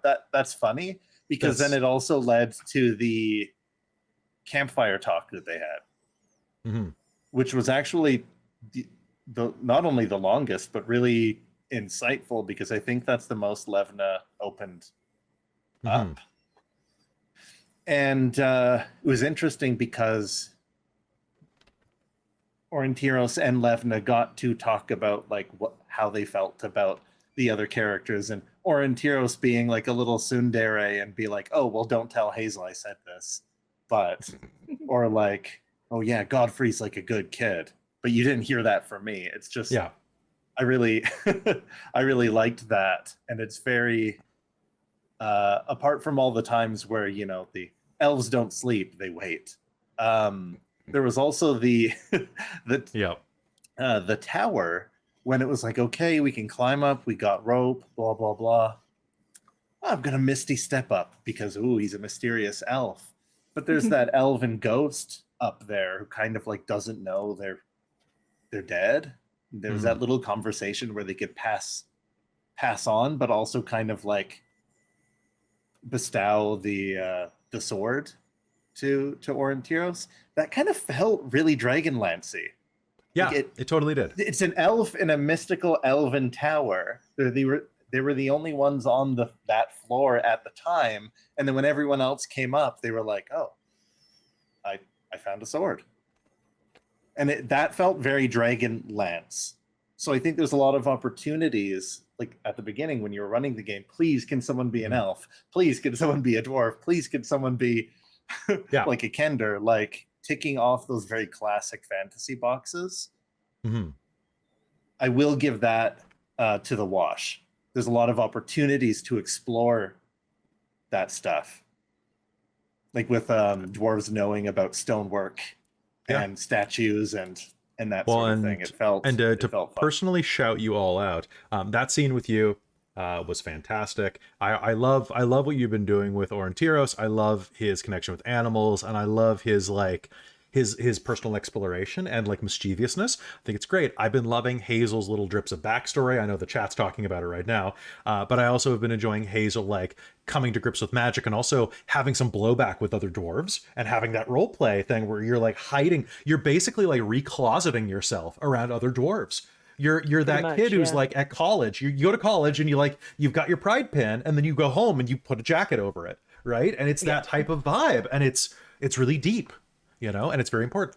You know, like Robin, you're playing a Kender like nobody else probably I could imagine doing. You're doing an amazing job.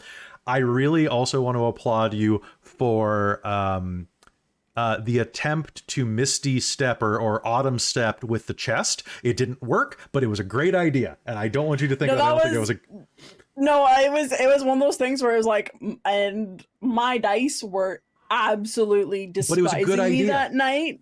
Oh, it was a great idea, but it was like, loved that. Shit, I rolled a nat 1 on strength. It's just like, yeah, I get it. I get that it doesn't work because holy shit, that was just my dice were like, nope.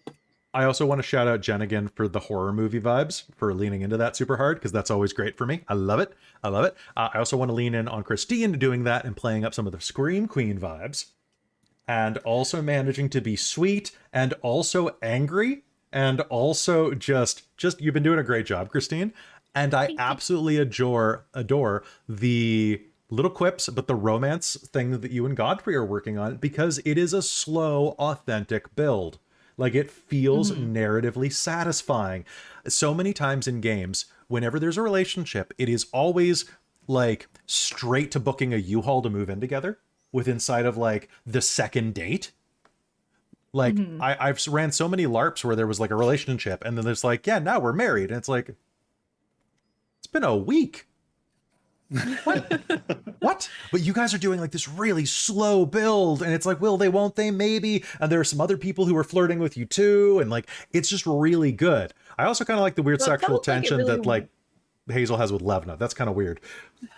Short queen. I feel like it really worked with how we kind of decided that the beginning happened. So, well, you and Chris are married, according to that YouTube comment.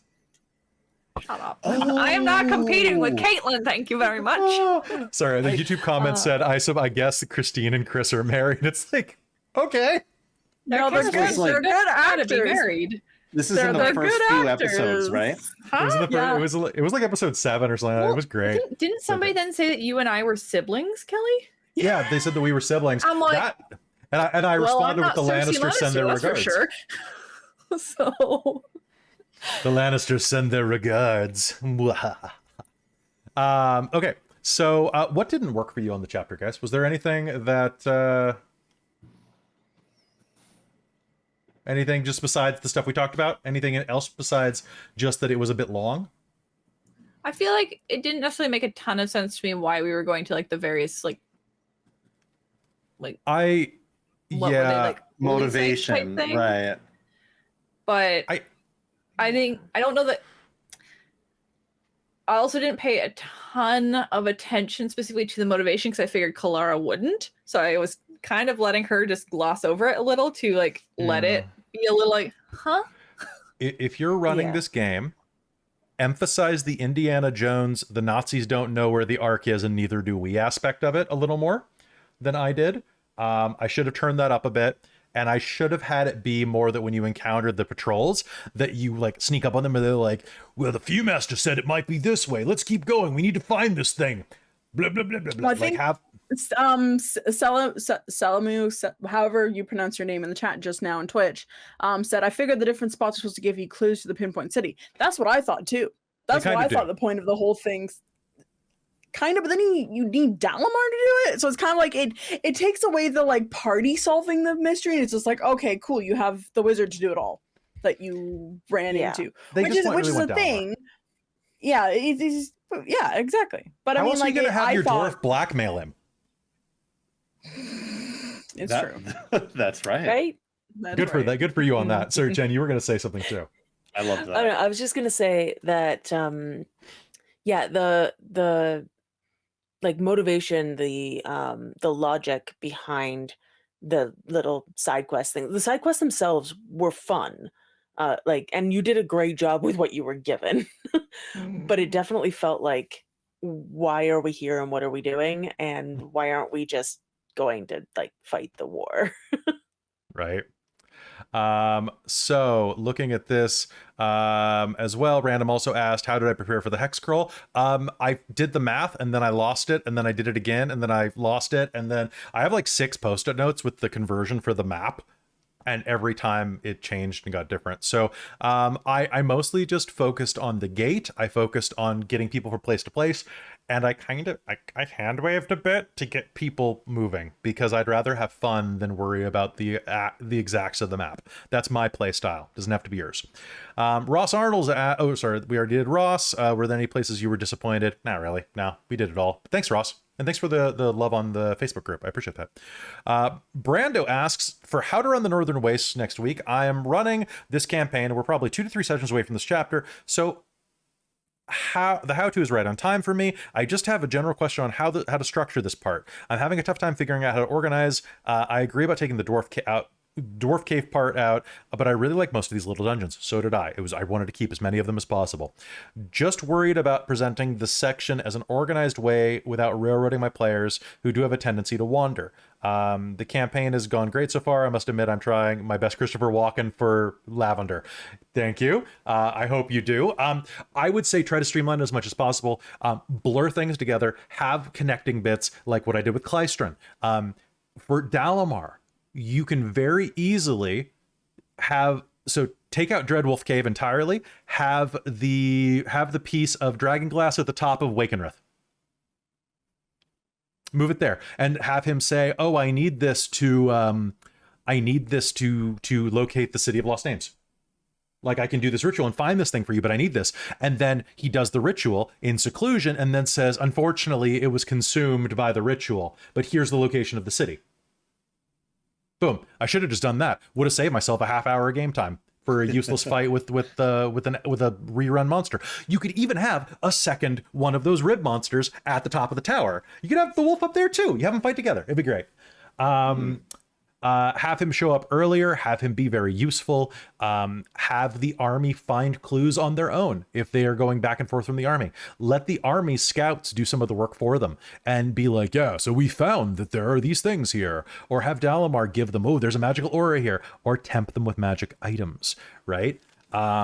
Alternatively, on things like Sunward Fortress, you could have one of the Red Slotty go a bit further inland away from it so that you find the strange monster, which will pique interest to go find out where they're coming from, right?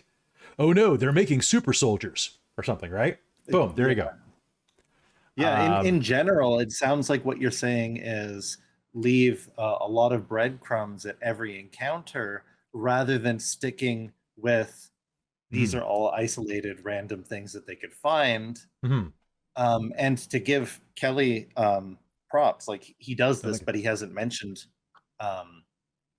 that this is like something that he does. Players, not necessarily the characters, but the players, they don't really notice when things are hand waved. Like, Dalamar could have went 200 miles and all we know is, oh, we last saw him here. Yeah, it makes sense that he's here and that he did this and this. What happens off screen, the players aren't going to really like question. They tend to notice what's on screen. And what Kelly's done is the NPCs or the army or whatever is kind of like where it needs to be for the story to be cool. Yeah. So with the breadcrumbs and with NPCs showing up where they need to be, it tells more of like a novel rather than, okay, Dalamar's over here and it's going to take him and his party like 8 days to get to this hex, but the army said that they were going to go here. And then it just turns into like Warhammer, where you're like measuring like distances and you're like, okay, Dalamar rolled a 3, so he can't move this round. Yeah. Yeah, and then it's like, oh, we need to wait here for 2 Now days. Darrett's and played it's by like, Henry Cavill. oh, See, I think of like D&D needs to have that slightly more that video game aspect where it's like, yeah, you have your selection of choice of your answers, and they're going to be slightly different what you do depending on what you choose, but it's still going to slowly funnel you in the direction that you need. And that's what I think Kelly does beautifully as a DM, is that he doesn't railroad or sandbox us, but he corrals and like almost presents like a cone of like, hey, this is the general direction you need to go in for the plot. And it's so it's not ever like we're being forced onto one track or not. It's just like, hey, here's the way, here's how I'm gonna guide you. And it's just it's very well done. And I think like again, like as like what Cal is saying is that, yeah, be flexible of where maybe things are, like where the elves are and where things can happen, just depending on where your players are ending up, and find bits of clues to go along the way to find the other places. I think it's a very it's an easy section that you could potentially do a lot of railroading, and your players may not enjoy it. But I think there's also there's definitely ways that this can be done that are not hard for like lesser experienced DMs to do, that will not do that. Another thing that so like very good fried chicken, you want to make sure this thing is properly breaded, breadcrumbs all over the place. But the other thing that you should consider, I just thought of something really good to say. It's not spoiling the adventure to ask your players what they want. A lot of DMs don't do this. They don't ask, hey, where do you want to take this character? Like, what do you want? And if someone goes, I want a magic weapon, then say, okay, well, maybe some magic weapon's going to come up next episode that you can go hunt down. Maybe you can hint some stuff. It's not spoiling it. I'd like a +3 sword, please. Well, I might be able to find a +1 for you. Well, that's why I've been like breadcrumb trailing hints for like, oh yeah, what if do you have a spare tooth or anything to give, like, know, it's like, yeah, going up against certain monsters that are invulnerable to non-magical damage. It's like, I think you'll be fine in the next little bit. Oh yeah, I know, but it's like one of those things where it's like, yeah, if a DM asks if your players are hinting, it's like, yeah. So ask your players what they want, and that'll help you plan the breadcrumbs. Good luck, Brando. You got this. All right, Tyrone Slothrup. Another great chapter, which was really enjoyable to sit through. Thank you. I only have one question, and that's, are you adjusting combat at all? At level 6 to 7, it seems that the team doesn't have too many issues. No, I can't hit Godfrey. Godfrey is tanking so well, and I run my encounters logically. I'm going to attack the loud guy with all the armor because he's in my face. And because he's the warrior, I'm not going to attack the Kender because they're going to throw a rock at me with their hoopak, right? Like, I'm not going to attack the elf, until they do something cool. Then I refocus my attention. So I try to take this tactically as someone would taking a snap judgment, who's getting, ambushed in the middle of a canyon. Levna's rules were not entirely applied. No, I was messing up on Levna. I even made a joke about it in one of the mid-credits. The pier at Vogler and Kalaman. Yeah, so the battle section, the battles in this chapter are much easier than they were in previous chapters. The characters have enough magic items, they've leveled up high enough, and they are strong enough that most of the encounters they have are not terribly dangerous. They're mostly inconvenient. I would potentially what you do, especially if you have a sidekick character, if you want it to be grislier, up the number of people they're fighting by about 10%, maybe 20%. For every 5, add 1. Make sure the characters are always outnumbered by 1 additional person, perhaps, maybe 2. Challenge ratings are a thing. You could go action economy. The nice simple way is just add an extra person or 2. Keep the heat on. Maybe give some of the Draconians pack tactics. Not everybody, but maybe give the Dragon Army officers the ability to spend their reaction to grant pack tactics instead of the extra attack. Or maybe the attack has advantage that they offer, tweak their rules just a little bit, make it a little rougher. And if you end up with someone who's throwing around Godfrey's armor class or throwing around the tactics of the players, and I don't want to downplay you guys, you have been fighting much smarter. And that has made my job much harder, which I am totally fine with, I want to say. But that said, if your players are fighting smart, most of the people they're fighting in this part of the module are not smart. They're a bunch of soldiers who were bandits a month ago, who are now working for the dragon army and are getting ambushed in the middle of a canyon. They're going to go after the people they think are the most dangerous, and then they're going to get fireballed by someone with magic that they don't expect has magic because it's Dragonlance. And it's going to keep working and keep working and keep working until it doesn't work, and then the players are going to get screwed. And that's going to be next session. Okay. So, finally, Tyrone says, great job on Lavender, fan favorite. Hopefully he can make another appearance. And also, Riz could have gone for the dragon potentially with the roles you've been having. Yes, probably. Robin did almost solo the boss. Without the bullet, you were about to take him down. He had like 5 hit points left when that thing hit him. So you were soloing I had him. 25. My dice were so bad that fight too. I was rolling like 1 hit a turn instead of 2. Like it was my dice. Your dice were not like happy. your dice were like, you're not supposed to solo these guys. You're supposed to hide while other people solo. Like Yeah, my dice, I was like, okay, we're doing a quick fight. I wanted to sneak and grab this chest, but I woke up the guy. I'm like, okay, dice, let's just have a quick fight. Let's sneak attack. Let's get it done. And my dice were like, oh, no, I think not actually.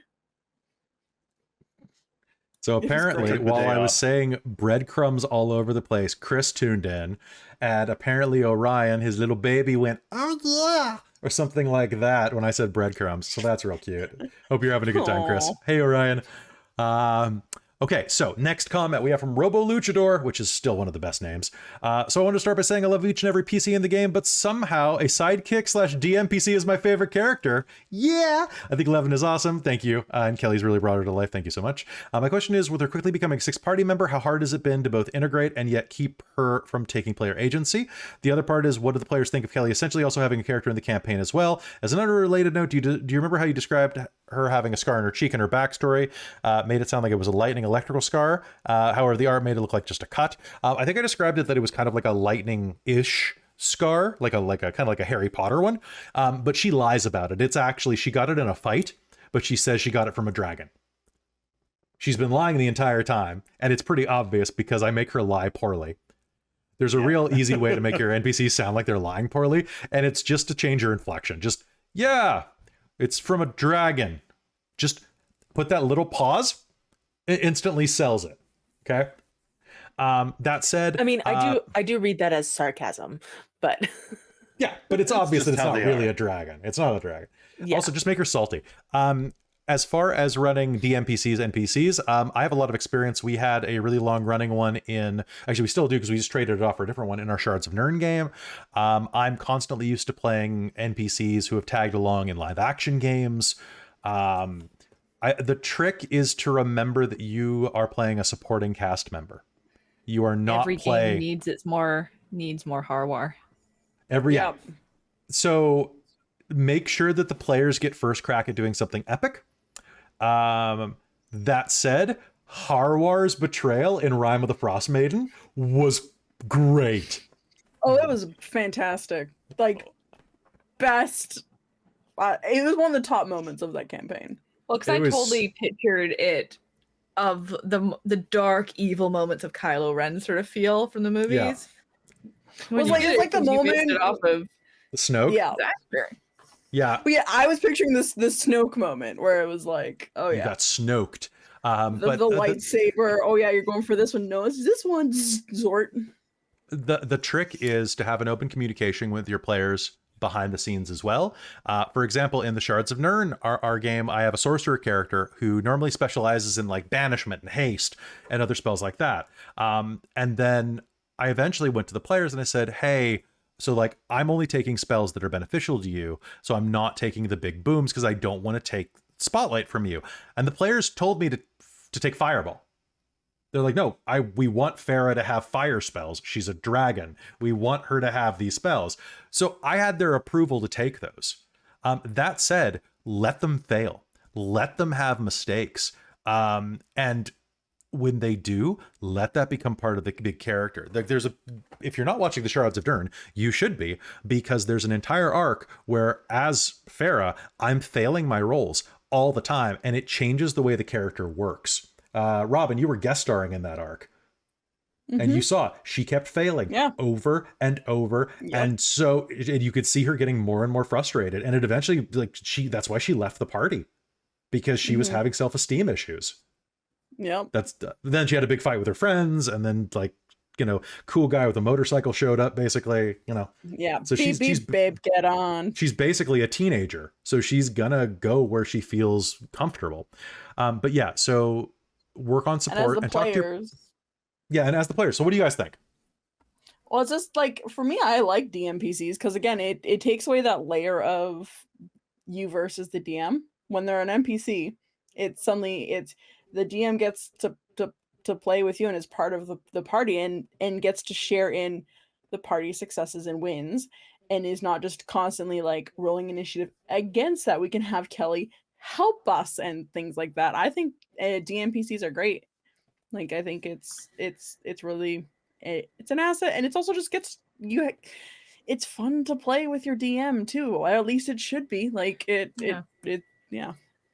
Kelly is incredibly creative and entertaining and great at triggering RP to happen, and by giving like the nice little quips that continue it and help you keep playing off of it.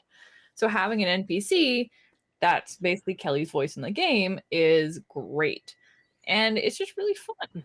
And also there's that nice little layer of, oh God, we're so stuck. If the NPC suggests something, oh, thank God. Yeah, it allows you to inject a voice into the game of, maybe we should try that door.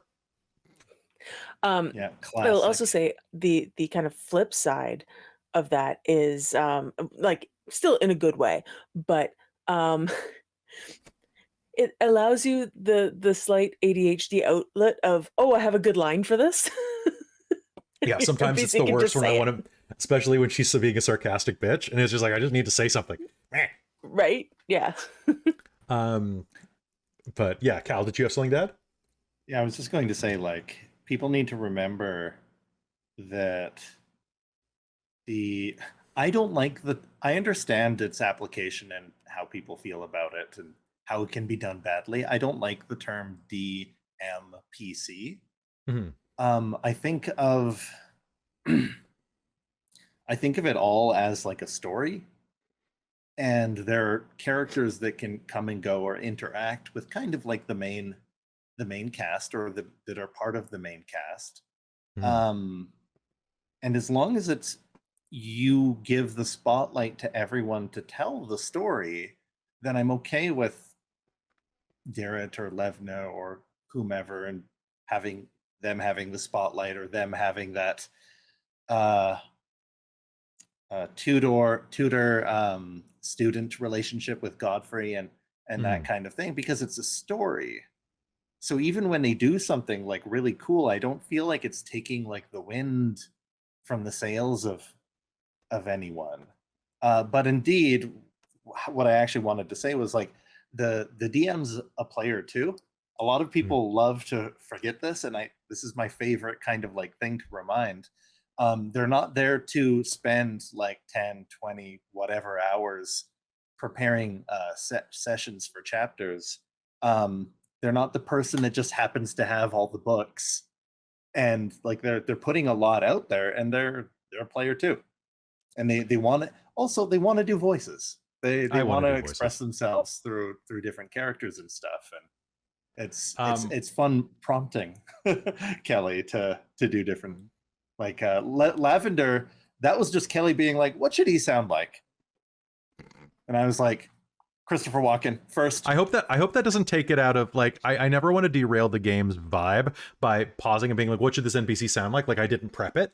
But sometimes I don't. Sometimes I'm like, oh, I know this NPC, I know how they're going to act, but I don't know, like, what the voice is going to be. And I'd rather just like throw it out to you in the audience and be like, yeah, what does he sound like? And you're like, it's great, because then it reinforces that storytelling aspect that we're all telling this story together, you being like, hey, what voice can I do? What voice should I do for this NPC? And we're like, yeah, this. Like the fact like Ispin as Sean Connery, we chose that, and it's iconic. I couldn't imagine Ispin any other way now. And it's just like it's true. one of those things where it's like, oh, I'm such a Ishvin Greenshield. I am the last one. exactly. So there is one final thing that I want to emphasize about playing an NPC in your games. Okay, DMPC, whatever you want to call them. I listen to, when I'm editing, I often have like D&D horror stories on in the background, and they constantly complain about these things. And the biggest fault that you can make on these is you like your DMPC, you like your NPC, you like your character more than you like your cast. You make it about you. It is not about you. You are the host. You are the DM. It is your job to basically be the host of a party. You're throwing a party for your friends. You're hosting an event. Your job is to make sure that everybody has fun. You are a person there too, but do not make yourself the center of attention at other people's expense. Never let your victories cost them their enjoyment. If it adds to it, that's one thing, but never steal from the table. Okay? The spotlight, you can share the spotlight, you can take the spotlight. Never steal it. Never outstrip or outshine the players in a way that's going to make their time worse. If it's something where there's a competition, or if there's something where it's a character building thing, that's different. But if I did something that made Robin have a great or an awful night, or Christine have an awful night, or Jen or anybody here have an awful night because an NPC got to do something cool and they didn't, then I'm failing. Okay? You should be as big of a fan of your cast as they are. In fact, ideally, you should like your players' characters more than they do, because you have to think about them a lot more if you're running a good campaign. Okay? Just saying. That's another reason why I don't like full backstories. I like bullet point backstories that we can fill in with flashback roleplay, because then I get to input on them as well, and I get to help you grow a bigger thing out of it, right? And that's how like Hazel's like flashbacks, we get to narrate that back and forth, and we create something much more original. The best version of that I've ever done in a game is you need to go back and watch Reign of Emeries, because there's an episode where Christine's character has a flashback to meeting a guy who turns out to be a prince, and they have a romance scene that was entirely like not pre-planned. It was a backstory element that had never come up. We did it. We role played and we rolled through it. And it turned out that I was like, oh, I don't know if this relationship actually is going anywhere. And then it turned out that they were basically like OTP meant to be, because they both nat 20'd on each other on dancing. And it was just the most like romantic backstory scene. We had the Prince and Cinderella dance from like the Disney Cinderella. And Like, it was just perfect. phenomenal.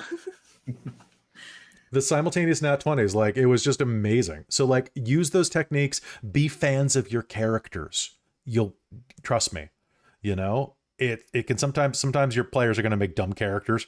That's fine. Find something to love about them. There's always something to love there, because you love your players. Ideally, they're supposed to be your friends. If you're not running for your friends, I'm sorry. Let's go. Ink Goblin. Just finished running the Northern Waste chapter for my PCs. It went very well overall, and I stole a few ideas. You're welcome. Please steal everything you'd like. I did find that the Sandbox chapter was kind of secretly scripted behind the scenes by the writer. Some sections of the feelings of afterthoughts, Blue Maw Cave, feeding the Dragonels, whereas others were clearly mandatory, like the 3 areas Dalamar sends you to. How did you decide what to run and what to leave out? I'm a writer. You're a writer. Ink Goblin. We both know this. I looked at it and I was like, if I was writing this as a story, what would be the flow? Cool. This, and if the players don't take this, what's my backup option? And so on. My players took my first option or two every time. I got lucky, because they're good players and they lean into narration and they lean into what seems like it would be the story, right? That's one of the best things about the Dork Tales cast. Everybody here's a huge nerd and they love stories, and they look at this and they're like, if this were a TV show, what would I do? And they do that almost like 9 times out of 10. And then one time they do something so ridiculous that I just have to stop playing for 5 minutes and laugh, which is just also great. It usually happens. In fairness to those of us who have played with you for a long time, you also have run many games like TV shows and movies. And so my brain instinctually goes, what's the TV show option? What's more fun? what's more exciting, right? Yeah. Right. Always do rule of cool. Yeah, just cut the fat and blend it together. Ingall, I know your game's going to be great because you're awesome, and you're 100% right about Wind's End. You were totally right, and I hope that part goes really well for you if you haven't already done it. Although I think you'd have. Yeah, because you were complaining about it. Of course you've done it. And then 2 last questions. One from JView. Have a significant question. I'm not trying to be meta. Trying to figure out how Levna not only survived, but all of her equipment wasn't completely destroyed in the first cannon outside of the fray, and the insane fire damage that was taken, but also surviving the breath weapon of an adult black dragon. Well, the party survived the weapon of the breath attack of the black dragon. So if they can survive, she can survive. She also had 2 hit points left at the end of it, which is pretty rough. How did her armor survive? Because their armor survived. I think in D&D you have to handwave armor sometimes, unless you decide you're having degrading weapons and armor. Unless it's magical. That said, she does a lot of maintenance on it. She and Aurontiros is constantly casting mending on things, so there's that. Besides that, how did she survive the fire from the cannon outside of the fray? She almost didn't. And she gained permanent scarring and psychological trauma from it. So Yeah, I'm there was a pretty whole sure- scene where she was in like a recovery, like That was war definitely tent. Yeah. that was not a possibility. And it was honestly, didn't you do a Patreon goal for like a month? yeah, I did. I did a Patreon goal. Because everyone loved Levna so much. The audience did. That were was like, hey, Levna put and your money Beckett. where your mouth is, audience. Yeah, Well, so she has and again. No, go ahead. No, go ahead. I was just gonna say again with the knowing Levna's rules thing, right? Like, Yeah, she turns out she had way more hit points than I thought she did too, because I forgot to Right? level her up because I was juggling the fight and I was like, oh, that was great, and then I was like, oh shit, I forgot to level up Levna. Oh no. Yeah. Oh no. 'Cause I'm And now dumb. we all double check. It's just because you do juggle a lot of things. We're like, did you level up Levna? Yeah. please say you level Um, up Levna. That is, yeah. So if you run NPCs, people will get attached to them. Remember their roles, please, and make fun of yourself if you mess up. It always gets me when it's so rare, but we do get comments that are like, "Oh, I'm totally immersion broke because you forgot this thing." I'm like, dude, come on. I'm only human. Actually, I'm more of an elf. I'm more of a tiefling, actually. But yeah, no, just you'll make mistakes. Just roll with it. Have fun. It's a game. Besides that, yeah, all I was gonna say with that is, her armor was really messed up. She spent a long time getting it fixed. She was out for like 5-10 sessions, something like that. Also, didn't Must we? have been stuff. I know we took Godfrey's armor, but didn't we also take Levna's to get fixed? Didn't we as a I party? think you might have. I think you pay? might have. I think we also paid to get her armor fixed because it was so I think you banged definitely up. helped. I know that Aurontiros like did some like fixing of blades and stuff. Well, I know we did mending, but I know we met and talked with those blacks, the dwarven blacksmiths in Kalaman, and I was like, I'm pretty sure we did 2 sets of armor with them. So I think we probably I think so. definitely helped that too. Yeah. So anyway, that's good. So last questions before we head off was let's just do some parting words. So does anybody have any suggestions on any scenes that they wish they would have played differently, or different reactions to meeting other PCs in character, or anything like that? Like anything, or any final words that you have before we wrap it? And just while you're thinking about that real quick, the chat just asked how many chapters there are in the book.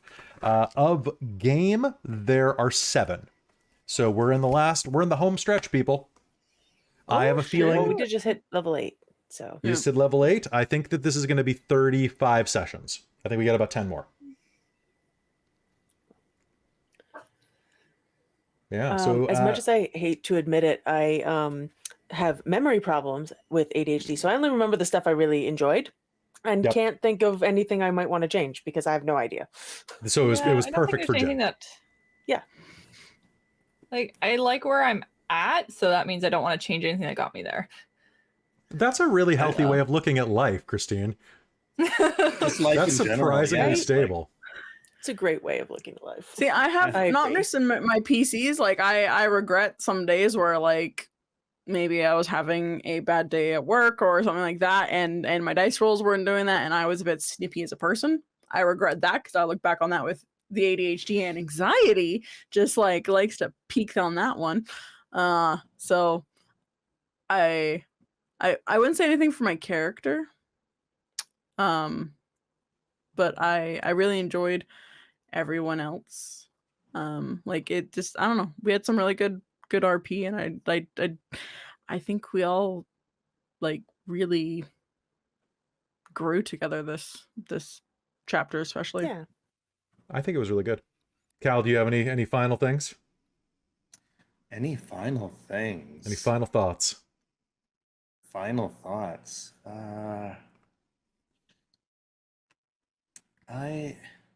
There's that whole like, how does magic work?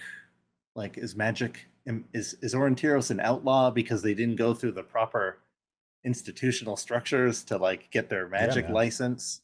And there's that going on. But I've just been role playing it as him watching and like learning, and he's been outside of society like their whole life, so I'm not like too worried. But it's like one of those things where the adventures and the dragons and the war gets in the way of going to and taking those university exams. Yeah, man. So like I don't know how to. You skip one college course while you're off at war, and then just your scholarships get deferred. I've been enjoying collecting apprentices. God, you're gonna get Levna eventually. She's gonna cast Greatsword. Levna casts Greatsword. I'm looking at Green Flame Blade for a magic initiated spell. God, a candor with magic. You know what? I think that's a great place for us to call it here. So, hey, thank you so much for tuning into this episode of Dragonlance, Shadowrun Chapter 5. You are all fantastic. Thank you so much for being here with us.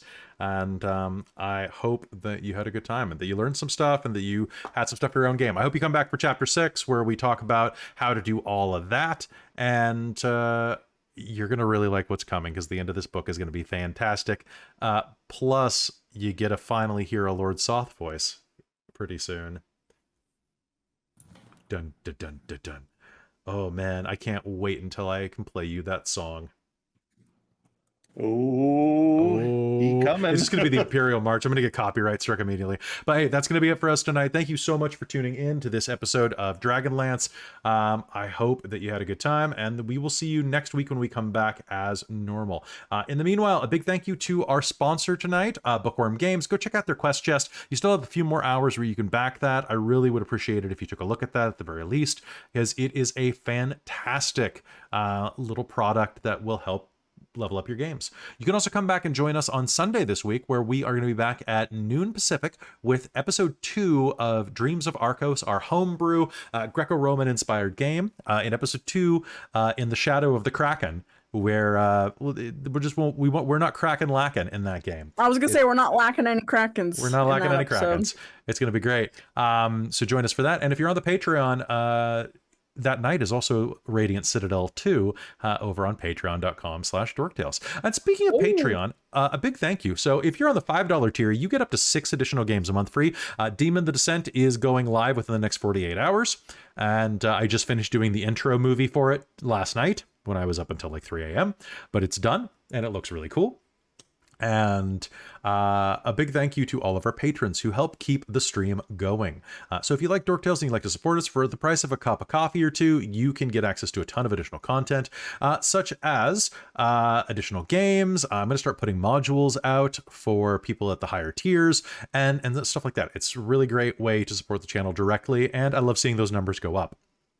I also want to thank specifically our divine producer, my mom, and my stepdad, Bob, our demonic producer, Precarious, our evil but fun uncle, not by blood, but by magic, our wizards of the Patreon, Tammy the Forever Cleric, the Ink Goblin, and Eddie Isaacs, our high council of the Patreon, Taryn, Dustin, Cubby Gummy, Amberthist, Raven with Baubles, Karasha Urquhart, Drew Thompson, Chef Eladeth, Larouk, Sorcerer Sanguine, Mike Baxter, and Kalin Whitebeard. You are all phenomenal human beings. Thank you for being on the council and for helping us achieve our goals. Plus 50 XP to each of you. And with that, I think that's going to be it for us tonight.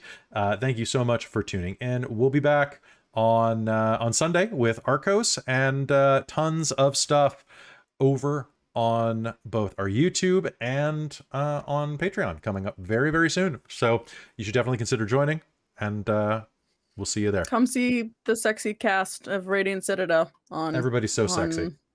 Everyone's so sexy. It's Everybody's see so Robin sexy. buy Sunburned. panic at the Citadel. Come and hope I'm not sunburned from Pride Parade that morning. It'll be so that's good. true. I got sunburned this week at work. I have this beautiful red just right there. Well, with that, we'll see you next time. Bye, everybody.